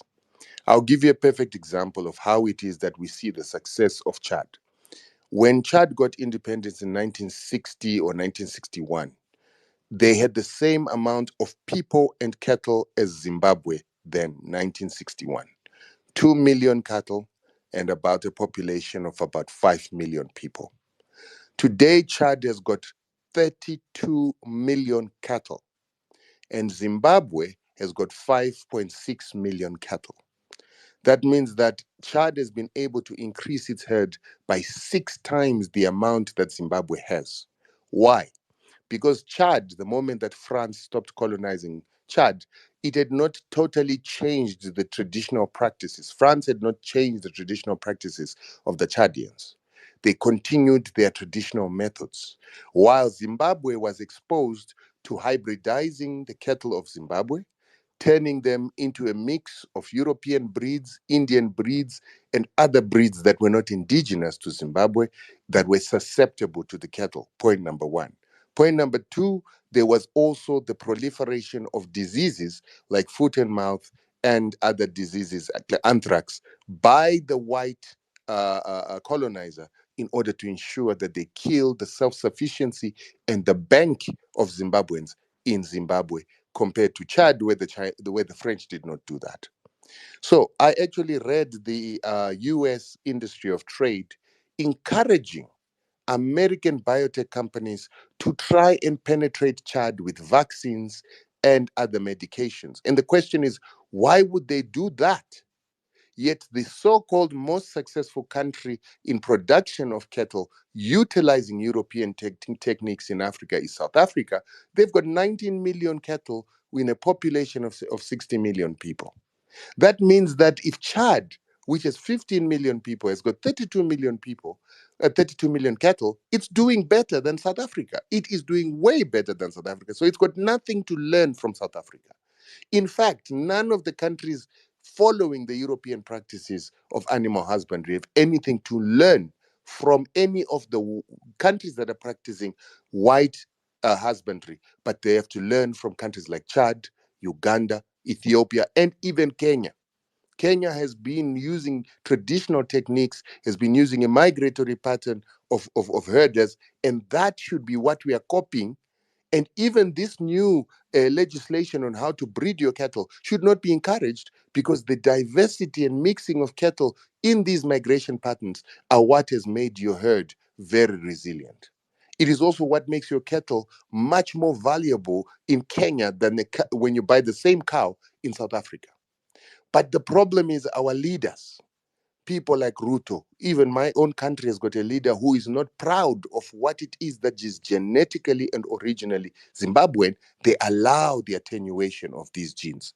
And I wanted to say before I go that together with this new act that is coming in, the current draft, you guys also have to read up on the Kenyan Seed and Plant Variations Act. Read about how it is that it is so difficult in Kenya for a Kenyan to get a license to develop seeds and to develop plant varieties in Kenya. Only Monsanto, Syngenta, DuPont, and Dell are the only companies that can do that, Seedco. And these Seedcos are not our companies. A lot of people have believed that Seedco is an African company. It's not an African company. It's a French company owned by Vilmorin that is actually Lima Grain. And that is the company that is selling tomato seeds in Europe for 60,000 euros to 400,000 euros. We will not be able to afford maize or millet if we allow this company to continue to hybridize and to turn into GMOs. And it's important for us to understand it's not only GMOs that are a threat to us. Another threat is the hybrids. And we are currently using hybrids thinking that they are not inimical to us. They are inimical because a hybrid will produce first season, second season you struggle to produce. In fact, it will not ever reproduce true, so you have to rebuy the seed. If you use it twice or three times, then it stops producing. So your grandmother, your grandfather, you need to continue to rebuy seeds every season. Number two, because of the hybrid vigor, that so-called increases production in a hybrid. That hybrid vigor has been known to attenuate the minerals and nutrients of a crop, the vitamins, by up to 78%. So you're eating a crop that has no nutritional value. And this is why our people are getting sick. And what I'm going to do right now is I'm going to put up there an article in which I am writing about, in which I'm talking about the correlation between the usage of GMOs and the usage of the chemicals that go with it, glyphosate, and the increase in all known chronic diseases in America. And that can be superimposed, or we can extrapolate that into Africa, and you see that the pattern is more or less the same, because we are all human and we are suffering under the same chemical warfare. This is what I call it, and biological warfare. And like I said to you guys, pay attention, please, to this company in Kenya that is from Zimbabwe that sells you chicken in, Baker's in, Creamy in. We call it Simbisa Brands. I don't know what name it is going by in Kenya, but I've seen the outlets everywhere I went in Kenya. When I went into the townships in Kenya where the poor are living, I saw so many of those outlets. They sell toxic food. Their chicken is absolutely atrocious. And I'm saying, let us begin to boycott some of these companies. Let Kenyans begin to ask some of these companies to leave Kenya and go back to where they're coming from. Because they cannot be European companies owned by Europeans who come in, poison our people, and kill our people with fast food instead of giving us the right quality of food that we need.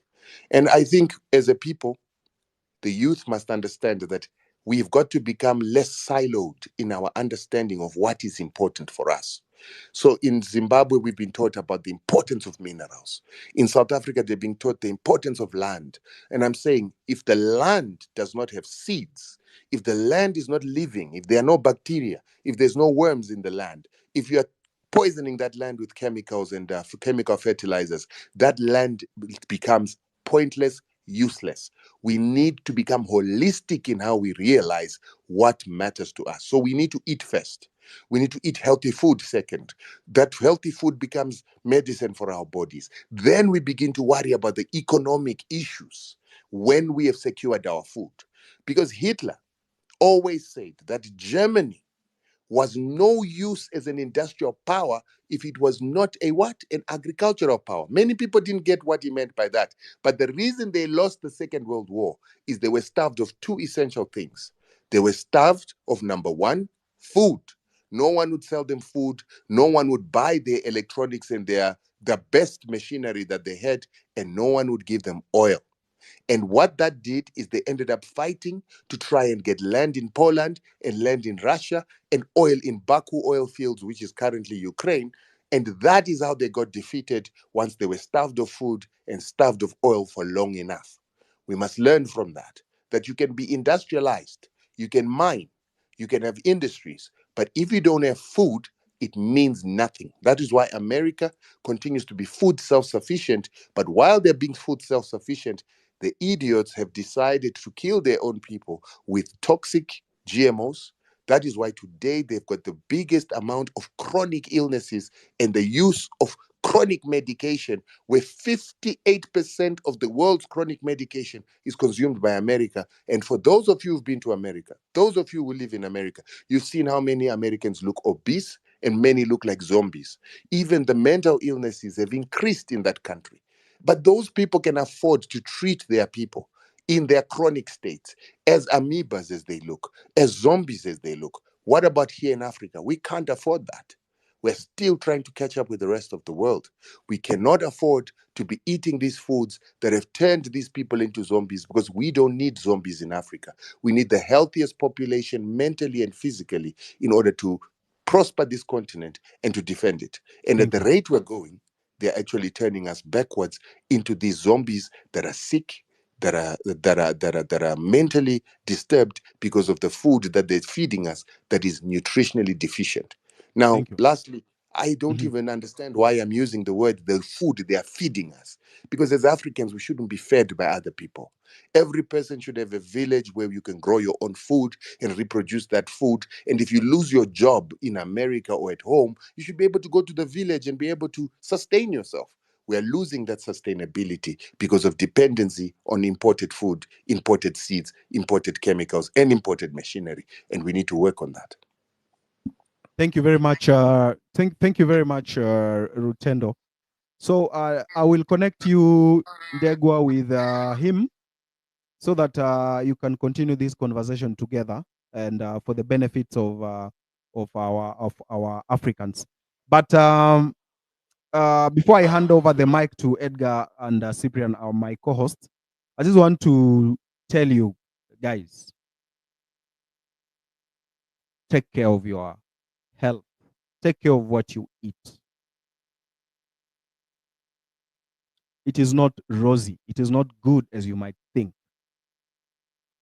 It is bad. Don't just eat anything. This is a chemical warfare against the people of Africa. And that's one of the reasons why we are on the streets protesting for our sovereignty. Mchunge sana, tumnakula, your health and your life. Right now, that shift thing, I don't know, whatever it is, that rogue thing yenye imetoka WHO will not help us. Edgar, back to you.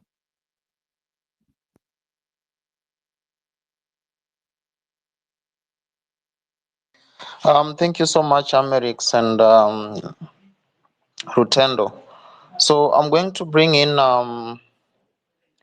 Roslyn Wanjiru. Hi, how are you?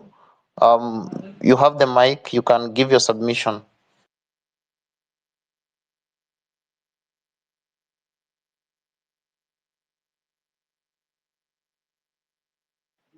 Roslyn, are you speaking? Can you hear me?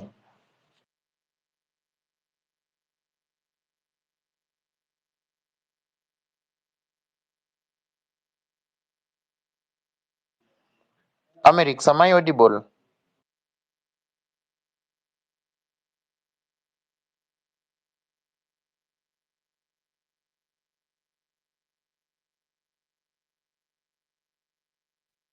Yes, you're okay. You're okay, Edgar. Okay, Roslyn, I can't hear you, so I'm going to move to Henry Indindi.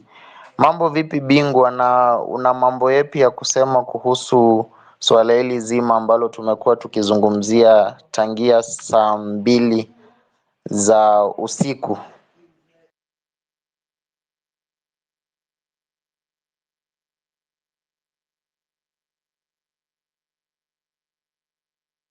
Bwana Henry, waweza nisikiza, waweza nipata? Wanipata?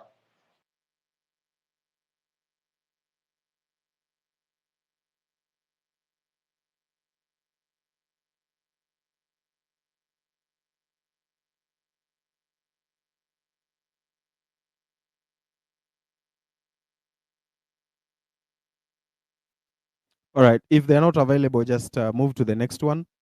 I've been trying to bring Okia here. I don't know why he is not joining in as a speaker. There are those issues he had raised, and he needs to finish the cabinet, the whatever, and all those things. You can remove these others, Henry and the other one, then bring in others. There's so many requests I can see here, 103. Just bring them so that they can talk. Okay, let me try. Okay, I sent you the link, the mic. Just accept, come back so that we finish the discussion together.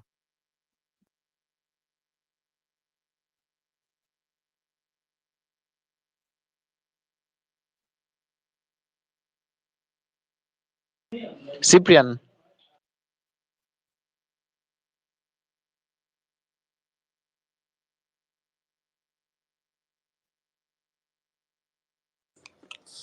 Yes, Edgar.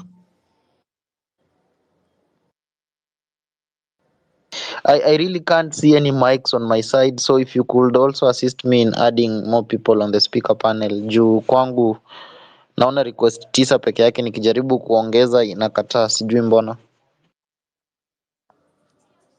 Okay.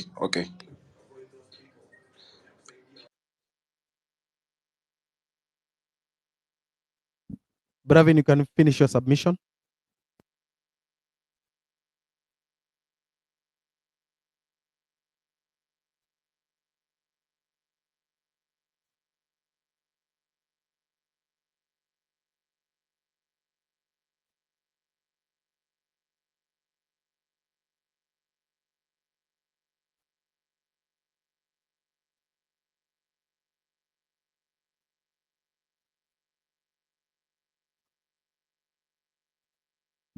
Bravin, are you there?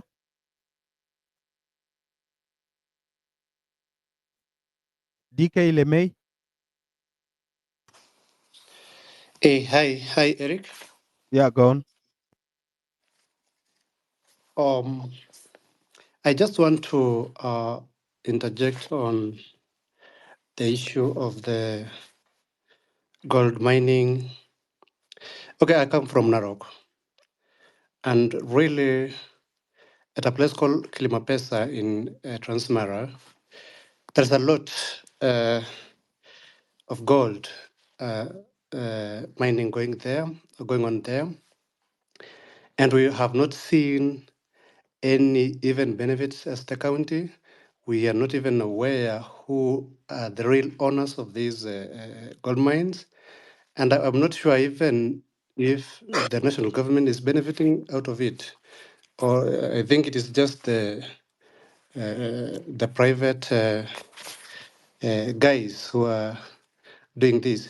Also to go on the Nanenani, guys, I think we should mobilize and make sure that we occupy that day and make sure that these guys go home.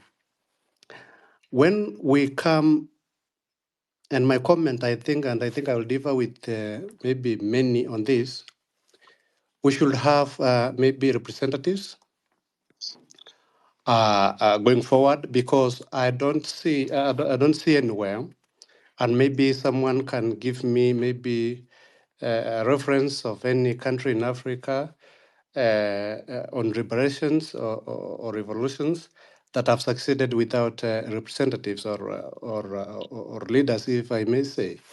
So I think that is my humble submission, and I wish we should not maybe relent and lose hope. However much it might be difficult to move on, but let's make sure that we will not lose the moment, because this is our time, and history will judge us harshly if we just think that we have achieved.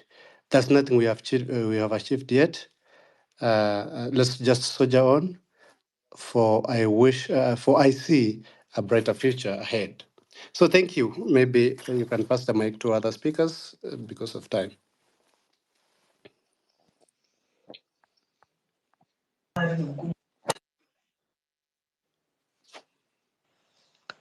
Thank you so much, Dr.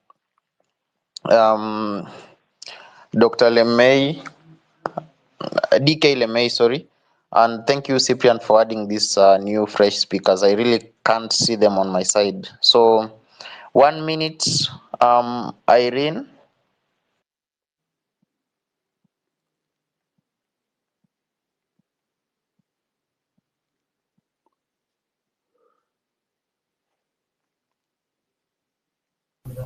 Irene, are you there?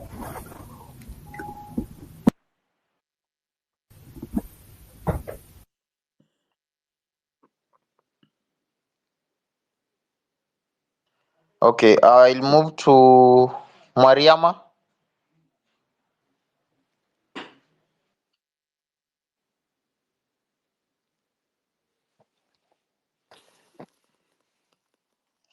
Okay, ni mimi amnisikii ama ni mimi amnisikii No, Edgar, no, ama ni they're, mic they're, they're, na you're just halitaki kuongea? okay. You're just okay. They're just slow. I don't know what's Yes, going on with yes. just their one mic. point. Just Hello. one point that I forgot, Edgar. Kindly, I was just to comment about our counties. I think when we gifted ourselves the 2010 constitution, we devolved resources nearer to our communities. But it has come to be that we really devolved much of corruption, and there is a lot of corruption in our counties. And we should not just focus on the national government. Let's also make sure that the county leadership, or those who are accountable in our counties, should be occupied and be accountable with our resources, because we really gifted or entrusted our resources in their hands, and they are just busy enriching their pockets. So let's mind where we come from. Thank you. All right. History, Kenya. History. Good evening. Thanks for having me. I just want to make a comment about the depopulation agenda, the neocolonialism we're seeing in agriculture, and so on and so forth.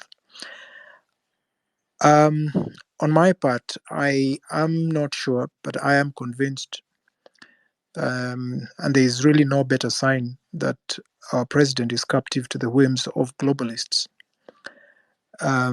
We've seen some of these signs manifesting themselves, and these globalists intend to exercise control on our legislations and therefore government policy. And part of the reason why they're doing that, obviously, is because of profit. And this is raising questions, some of which have been raised in spaces here, whether our president has, at some point got transactional ahead of elections with them. What I mean is, were there promises that he made to them? The president, as we know, campaigned for close to 5 years. Even when he was deputy president, he was in campaign mode. Was there a deal that was struck that they would fund his campaigns in exchange of his support of the agenda? These are questions that we need to ask. Eric, please allow me to depart radically from what this handle has been famous for. We've been synonymous with the history of Kenya, of course, as the handle suggests.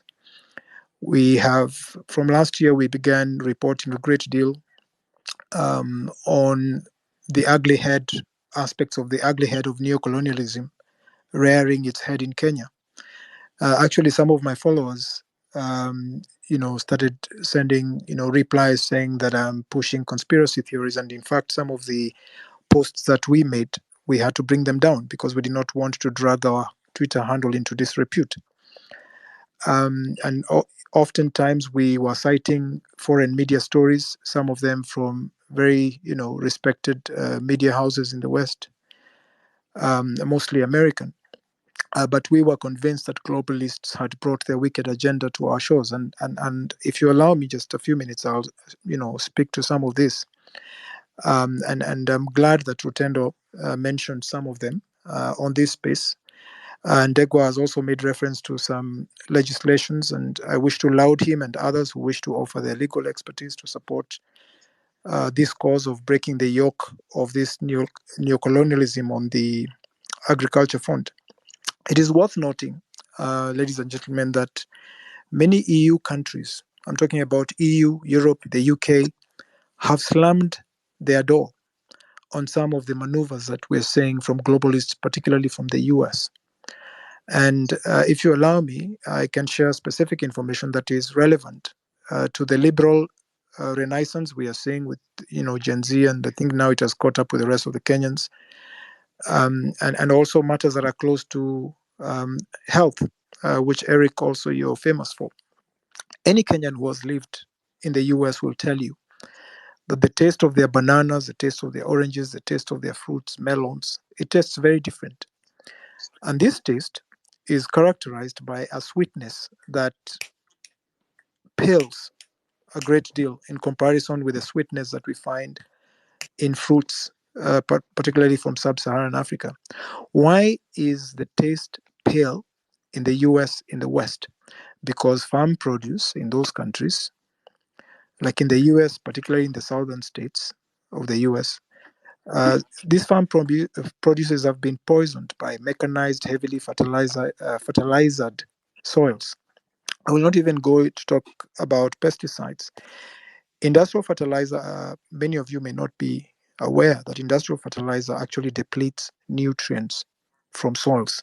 It kills the microorganisms that God ordained in soils.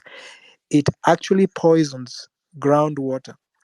It even destroys the worms that the chickens, they feed on. And many farmers, particularly in Kenya, believe that fertilizer is golden, and these are the things that we should use. Yet there are alternatives. If some of you may know that many foreigners in Kenya, particularly from the West, working for UN or the many international agencies based here, when they retire, they want to stay on in Kenya.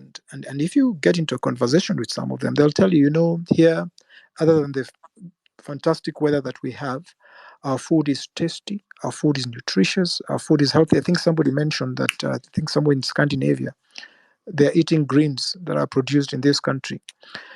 But not to digress, there's an aggressive agenda in Kenya, led by government, for reasons best known to them, to promote the use of industrial fertilizer.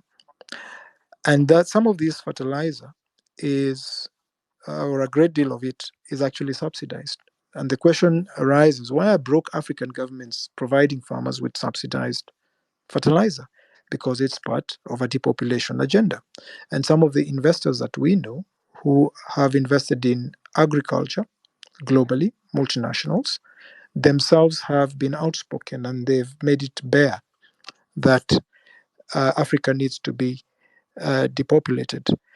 Our forefathers, for centuries, they've been custodians of very noble practices in agriculture. The Ameru and the Kikuyu in Kenya, for example, they abandoned a farm after 4 or 5 seasons so that the soil could degenerate. They knew how to use compost, because compost is, of course, is freely provided by the designs of our Creator. And so some of these practices are being replaced, and they're being sacrificed at the altar of commerce by globalists. And it's a very unfortunate that we seem to be now led by a government that is captive to their agenda. And I'm really asked for this mic just to sensitize Kenyans, to open your eyes. There is an agenda that is going to kill us. It's undermining our health. Just to give you an example, fertilizer, industrial fertilizer, is not good for food, as much as you may refuse to admit it, because there's a certain order. All the nutrients come from the soil, including fish. Fish feed on algae, or fish feed on algae, on other fish that feed on algae. All the nutrients come from the soil. We eat meat. Amerix will tell you meat is rich in iron, it's rich in B vitamins, it's rich in selenium. They come from the soil. There's a certain order that is being upset, that is being interrupted by commerce. And we need to be sensitive to that. And our government, which is leading the government in trust for Kenyans, is actually pushing legislation that is going to kill Kenyans, make us sick. And it started off with fertilizer. It has now spread to seeds. It is now getting to livestock, including beehives. If you own a beehive, you'll now need, if the legislation that is, I think it's Kimani Ichung'wah, the leader of government business, is the one that is pushing this, of course, on behalf of government. If that legislation sees the light of day, you will register your pig, your cow, your camel, even your beehive. What is their interest in honey? And we know bees are getting scarce around the world. Yes. And if bees disappear from the face of the planet, so will food. Yes. So there is somebody who is looking to exercise control. Some of them are some of the wealthiest individuals. They are the biggest landowners.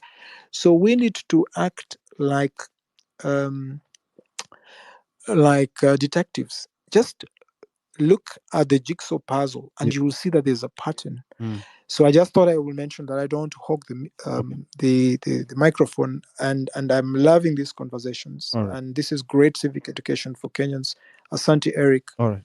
Yeah, I'll yield. Thank you, sir. Thank you very much. Thank you very much. Edgar, are you there? Yes, I'm here. Yeah, you have to be keen because I've been sending you messages on your DM, and also Cyprian. So who is next? Wakili Steve. 2 minutes each. Wakili Steve, you see the problem is people ask for mic. When you give them the mic, they come here, they fumble, they don't talk. Wakili Steve.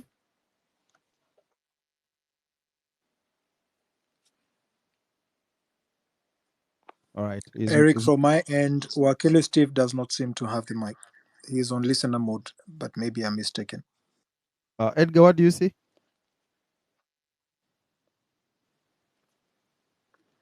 I can see him.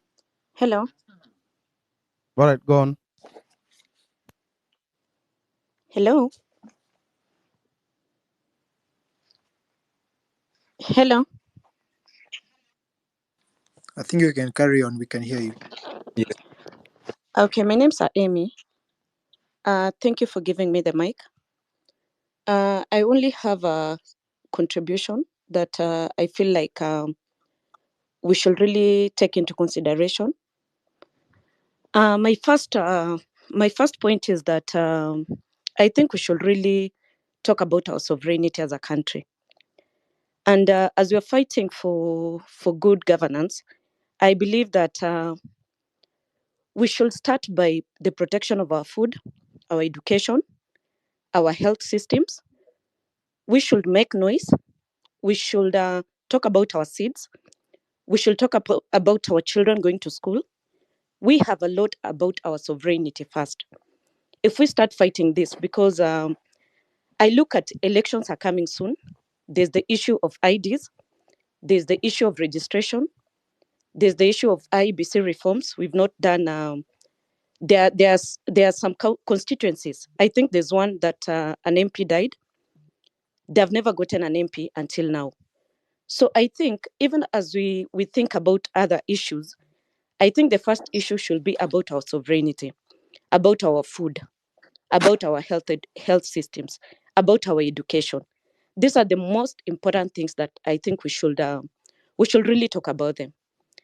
I'd also like to say that we should also not forget the people who died, especially during the mandamanus. We should really ask, like, how are these, like, what are the police reforms that has been done? Another thing, as we're busy here discussing, I also want us to do one thing, that let's think about 2027.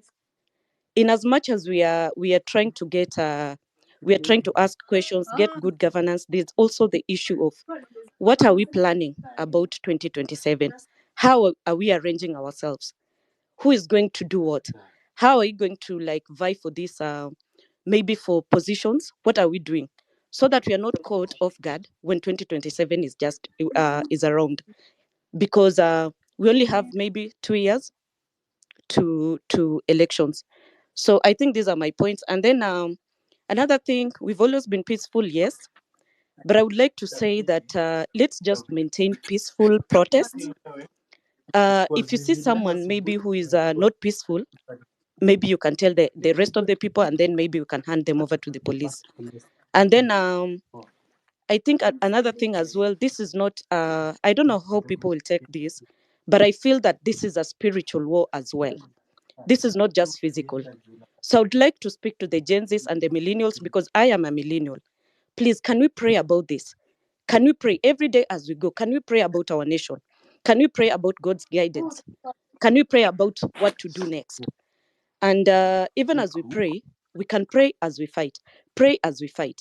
I believe even in meetings like spaces, let's start with prayer and end with prayer, because I believe God is sovereign and the hand of God is upon us.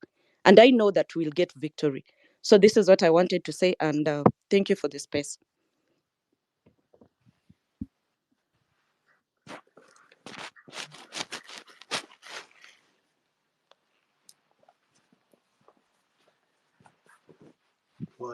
Hello, next. Baravin, you can mute your mic. I think Edgar dropped. Yeah. Good evening, everyone. Good evening. Good evening. Thank you for the opportunity to talk. And first, I would love to pay my condolences to the fallen members. And I would like to dwell on just two things, if you may allow me. One, I'm so much concerned with the legislations that we have, plus the current leaders that we have in this country. I've tried to analyze the kind of spirit that they do show whenever they talk. And we realize that as a nation and in Africa, we have a problem of Gucci. We call them Gucci revolutionaries, where we get these few individuals, they get into a club of some rich guys, and now they can do the Gucci issue. They sell us to the highest bidder. So we get a big problem where we cannot nationalize any of our resources. That's when we go to mining, when we come to agriculture, even the seeds. So I feel like even as the lawyers around here are going to write things to lead the legislation. Kindly, let's make it, let's nationalize our resources where we can produce them and do the finished product in the country. I know most of us would feel like that's not possible, but it is possible, because from the history, one thing that they never twisted is that they used to tell us the Bantu, who are the majority in Africa, learned the iron smelting skills. So they would break the iron ore and make irons. The major thing that I would like to talk about is agriculture. Yeah, this is the last thing I'm saying. So in agriculture, one of the students of the co-host, and he was saying you should learn on how to do farming and you should put it in art. So I went and I got to farming of watermelon. I was shocked that I bought a seed. Each seed had a price. I bought 3,000 seeds for 12,000 Kenyan shillings. So yes, it is real. When I was doing the farming, I did it in Uhuru, that's along the where next to Makalda. where they mine gold. And I noted that we used a lot of pesticides for them to come to the table, and some were crazy to a point that the farmers have been given the new seeds that we never used to have because we are looking for hybrid vigor. They use unconventional pesticides. For instance, this pesticide of BBT, this one that they spray for the malaria. And we messed with the ecological system because in Migori sector, that's where the omenas come from because of the mosquitoes. They call them SAM. It comes like a cloud. But the activities we were doing there was messed up. So apart from just talking about food security, should we really think about the seeds, the practices, the fertilizers? And lastly, this is one thing that made me request for the permission. I was in Jambini early this year. They plant flowers. Flowers are GMO.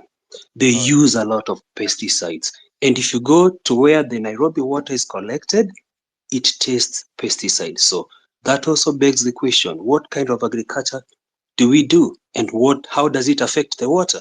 And these flowers, we don't buy them in Kenya. They are bought in Europe. Thank you.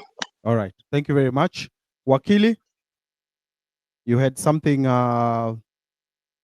disturbing you. Maybe share it? Thank you very much, Eric. I want to salute all the patriots here for the continued vigilance we have had for the last 6 or 7 weeks about our country, especially on how the president and the government has been disregarding the rule of law.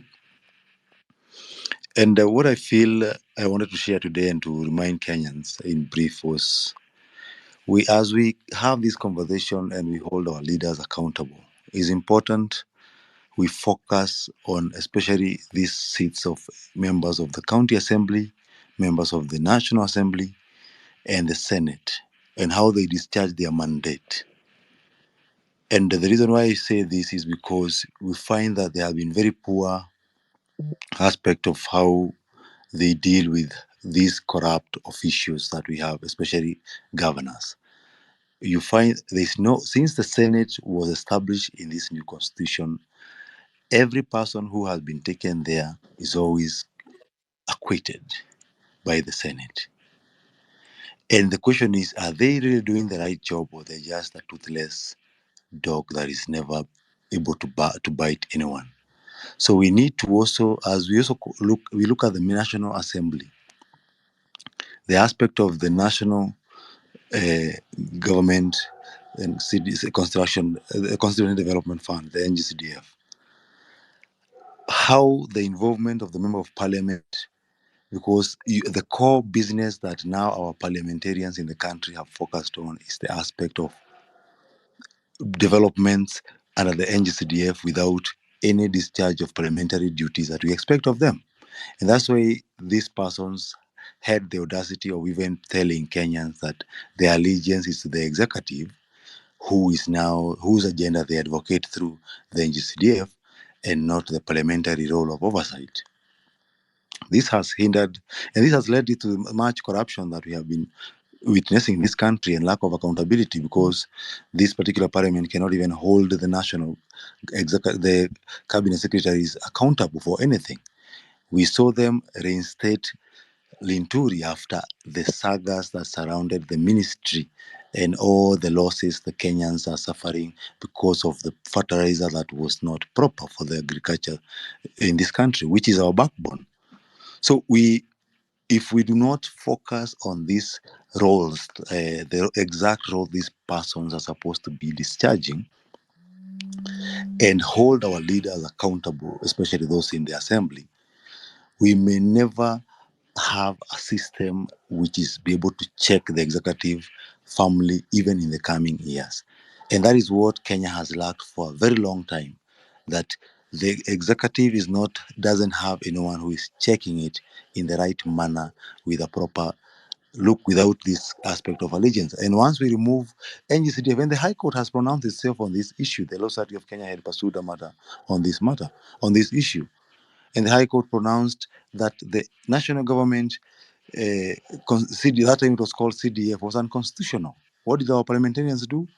They ran immediately to create a new act operating in the same structures, but now under a new name to be able to continue running that particular fund. And this has made it impossible for even the citizens to hold accountable the executive, because when you see a school being built under the NGCDF, the member of parliament wants to take credit of it, the national government wants to take credit of it, the member of county assembly wants to take credit of it. So you never, the public may never hold these persons exactly accountable for what they're supposed to do or what they're not supposed to do, because they don't even understand the role they do or the role they're supposed to be carrying out.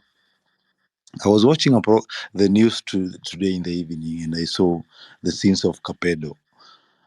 And you look at how that area has been strategically marginalized by the leaders in those areas, so that to continue enabling the political, the security issues we have, because lack of proper infrastructure, even the bridges and the roads, definitely contribute in the raids that we witness and hear in those areas.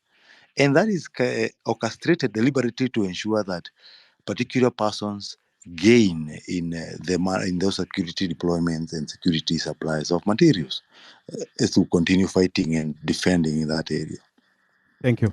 So it is important we educate our people, and we encourage everyone to do this as a part of our duty to serve this country, so that it becomes better and we hold our leaders accountable. Thank you very much, Eric. Thank you very much. I saw Rufus Kamau here. Rufus, where are you? Rufus had a very great idea. He was saying that we consider all artists should participate in Nane Nane. He's talking about the role of artists and creatives. I had asked Njugush and to come here. I had even asked Nameless to come, but I think that will be for subsequent days, so that we can have creatives on board. Shiko Kihika, I saw you here. You did a very wonderful job in Nakuru.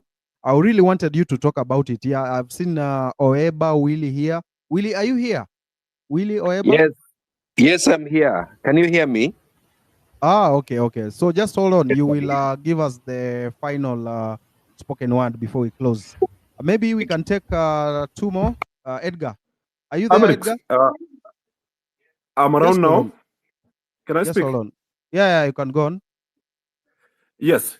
So, if you study... Oh, I've seen Okia. Okia has joined. Yeah, Okia has joined. Okia will come in after Rufus. Can you Go hear on. me? Yes. Yeah, 2 minutes. So, if you study all kinds of revolutions that have happened all over the world, they have always had some form of artists participating and amplifying the voice of the people. So if you're an artist out there in Kenya, please contribute to this revolution by creating art that basically amplifies the message of what every Kenyan is going through. So this is not only limited to people who create music and poems, but then everyone can also participate. In this digital world, anyone can create art. So whether you do it on the road, whether you do it the Flossing Mawana way, just create content, whether it's a billboard, whether it's a painting on the road, whether it's some mural. Mural is basically art that is created on a building. Just post that message, write about it, write to those names, write those things that you feel are personal to you and how the incompetence in this government has affected you. Push it out there. Make sure that the message is very clear. Amplify, and this is how revolutions are built. A revolution is built into the mind first. So all these we are seeing, the civic education and everything, is basically based on the idea that people change the way they think before they change their actions. So the moment you implement that, the message will be amplified, and the current slowdown or the drag we are seeing in the revolution will change. So kindly contribute. If you're out there, if you're an artist, create art about this revolution, about the things Kenyans are going through, and this will help get the country back into good governance. Thank you. All right, thank you very much. Yes, Senator Okia, maybe you can tell us about the cabinet and the other issue. Karibu sana. We have been waiting for you. I don't know what was happening with your internet.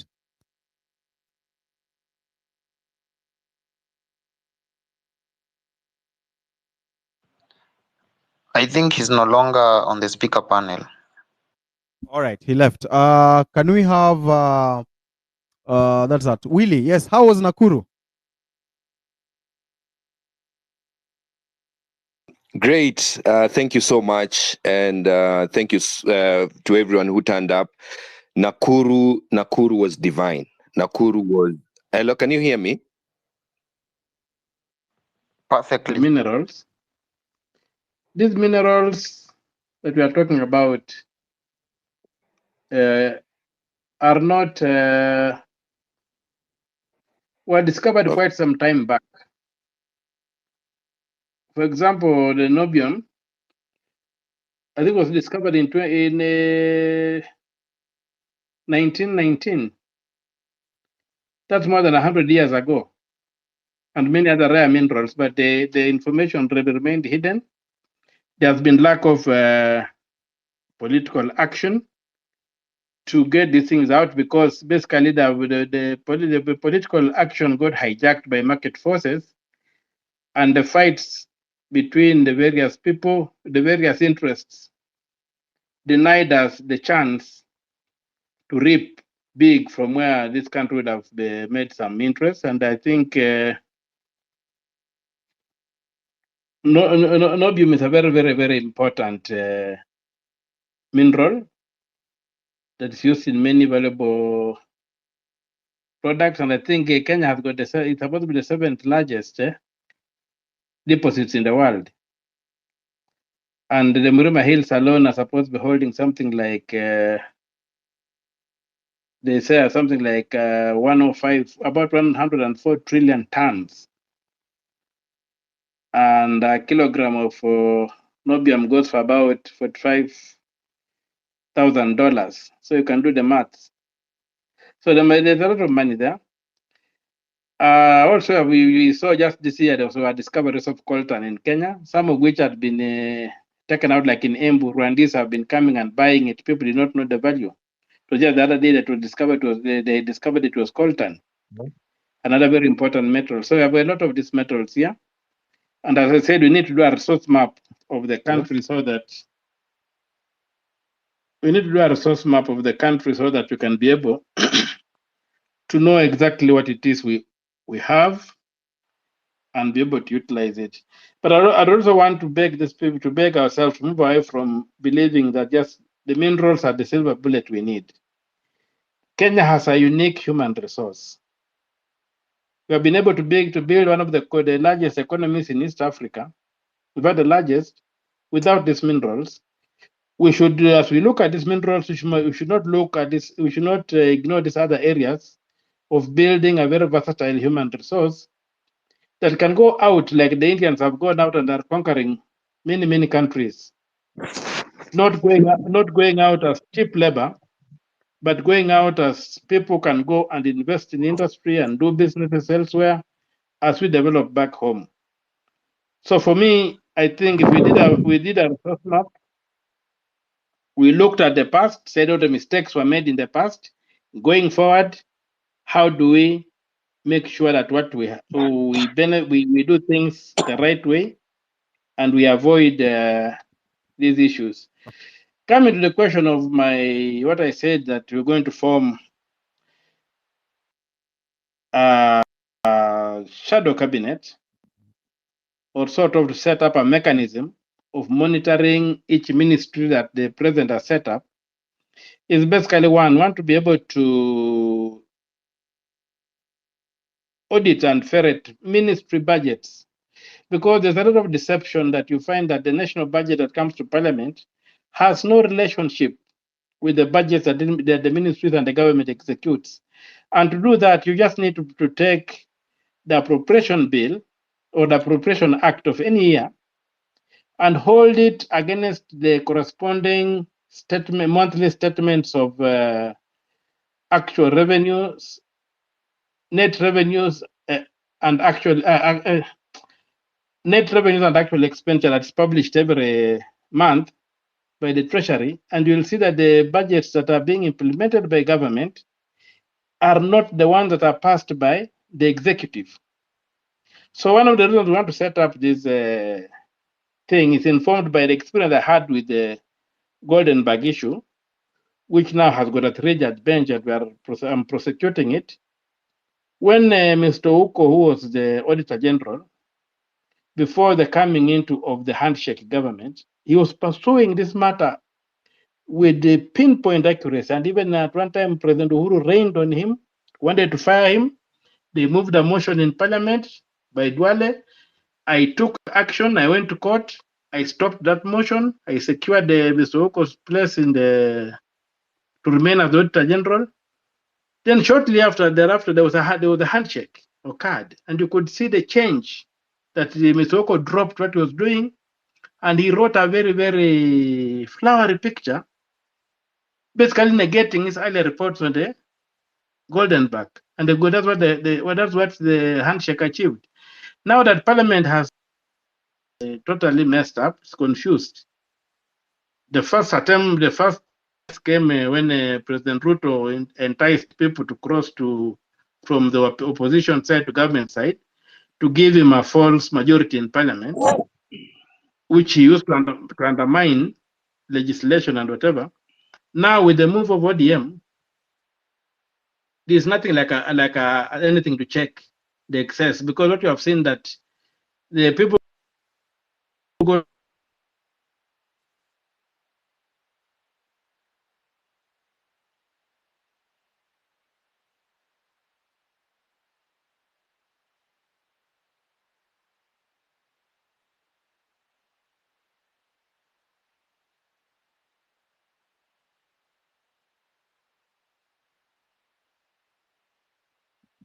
mechanism where we can be able to set up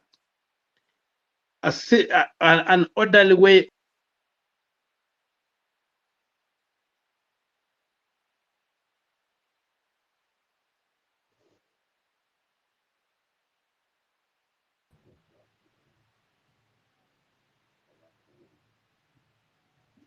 All right. Edgar, is Okia still there? I think he has connectivity issues. I can't hear him. Right. You can mute his speaker and just inbox him and tell him we cannot hear him. So, Willie, you can finish. Thank you. Thank you so much. First of all, I'd like to thank everyone who came through, everyone who shared from within and from far. Nakuru was divine. The movement is very energized, and it was such an inspiring sight to behold. The artistic submissions were very, very powerful to send a strong message that the quest is still alive like never before. You see, the past years, Nakuru had a history of voting along very deep tribal lines and also aligning along ethnic lines. But, ladies and gentlemen, from what I saw today, better days are still ahead. So let us keep going. So allow me to finish my submission with a spoken word poetry. Kabla death haijanok na struggles za life kunieka cotton, itabidi tupambane. This is where the truth is, round this tusidanganyane. Ignorance ni kama kutumia soprano kwa dress mata iko issue based. Chuo siku at my best, mode wangu hakuwa modest. Memory so clear kiniita ngombe sahi natumia sanaa kujilisha trees siko zero graced. Drama ya life ni ati saa zingine voice ya actor ifanane na subtitle. Truth ni mtaland in trouble, si depending na deed umefanya sana sana kama huna title. Vitu peti ndo zina trend, tumesahau what it feels like kuaddress vitu vital. Immorality ina rule kwa nchi viongozi walikuwa sworn in kutumia Bible. Naishi kwa nchi inanisaidia kupostpone my dreams. Now the only country I pledge allegiance to ni procrastination. Drama ya life ni ati saa zingine voice ya actor ifadai na subtitle. Truth ni utaland in trouble, si depending na deed umefanya sana sana kama huna title. Truth is, si kila message sincere. Kuna wale wana preach peace kusuppress justice. Truth, justice, ile peace tuna enjoy ina depend on justice. My friends at the high places know the law. Wengine wana practice. I don't know what you can do, but together we can do better than this. Repetition in a bow. Niliboeka kuandika piece ya peace, nikaandika kuhusu justice, because to spice it all up, nyama walishakula, kenye kimebaki ni the bone of contention. Actions ndo ina separate the word choices from decision. Mali natoka, hata the blind upanga laini kuchangua viongozi ya wana vision. Sijaiona success story ina mission. Generation ya sai iko talented to talk about injustice with precise precision. So tangu class 4 daro za mao ndio mimi nilianza kuchora mistari. PE nilienda na exercise book hoping one day nitashare one stage na Juliani. Ukabila ilikuwa so rampant, mile clan nilitambua ni uko fulani. Tuliacha kifuli moja mara mob, tukirudi landlord aliamua ku make it safer. Jioni tulipata vifuli mbili kejani. Saizo wanasiasa wako na security hadi security of Kenya. Mtaani chai haikuwa na escort. At times mother ali have kukaanga skari ndo ingine act kama majani. Na tulikaa njaa for days hadi hangejua Michelle ni ntalami. Nasema life is a journey. Huyu dereva na drive recklessly alisha cause accident but bado ajali. Life is acceptance. Nilikutana na ude mrembo lakini alinikataa. Vile ameweza si amekubali. Life is about moving. If you haven't met the devil yet, maybe you're moving in the same direction ama wewe ndio shetani. Ushaifikiria uzito priest tu anayo akiaddress mass, nilichoose word. Ushaijiuliza mbona Bible haina chorus lakini iko na verse? Juu pretense iko so open, crocodile tears inahitaji intervention ya kitunguu. Vitu kick zimepoteza meaning, pombe inatumika kutoa lock jumulishapoteza kifunguu. We will make it in our motherland. Na reminders nafikiria lazima abroad ni kama neno success. Haina interpretation ya Kiswahili from Kizungu. Nasema pesa ni shetani, but ni chache. Mali natoka, wengi tunaipata kiumungu mungu. Asante. Mungu nguvu yetu.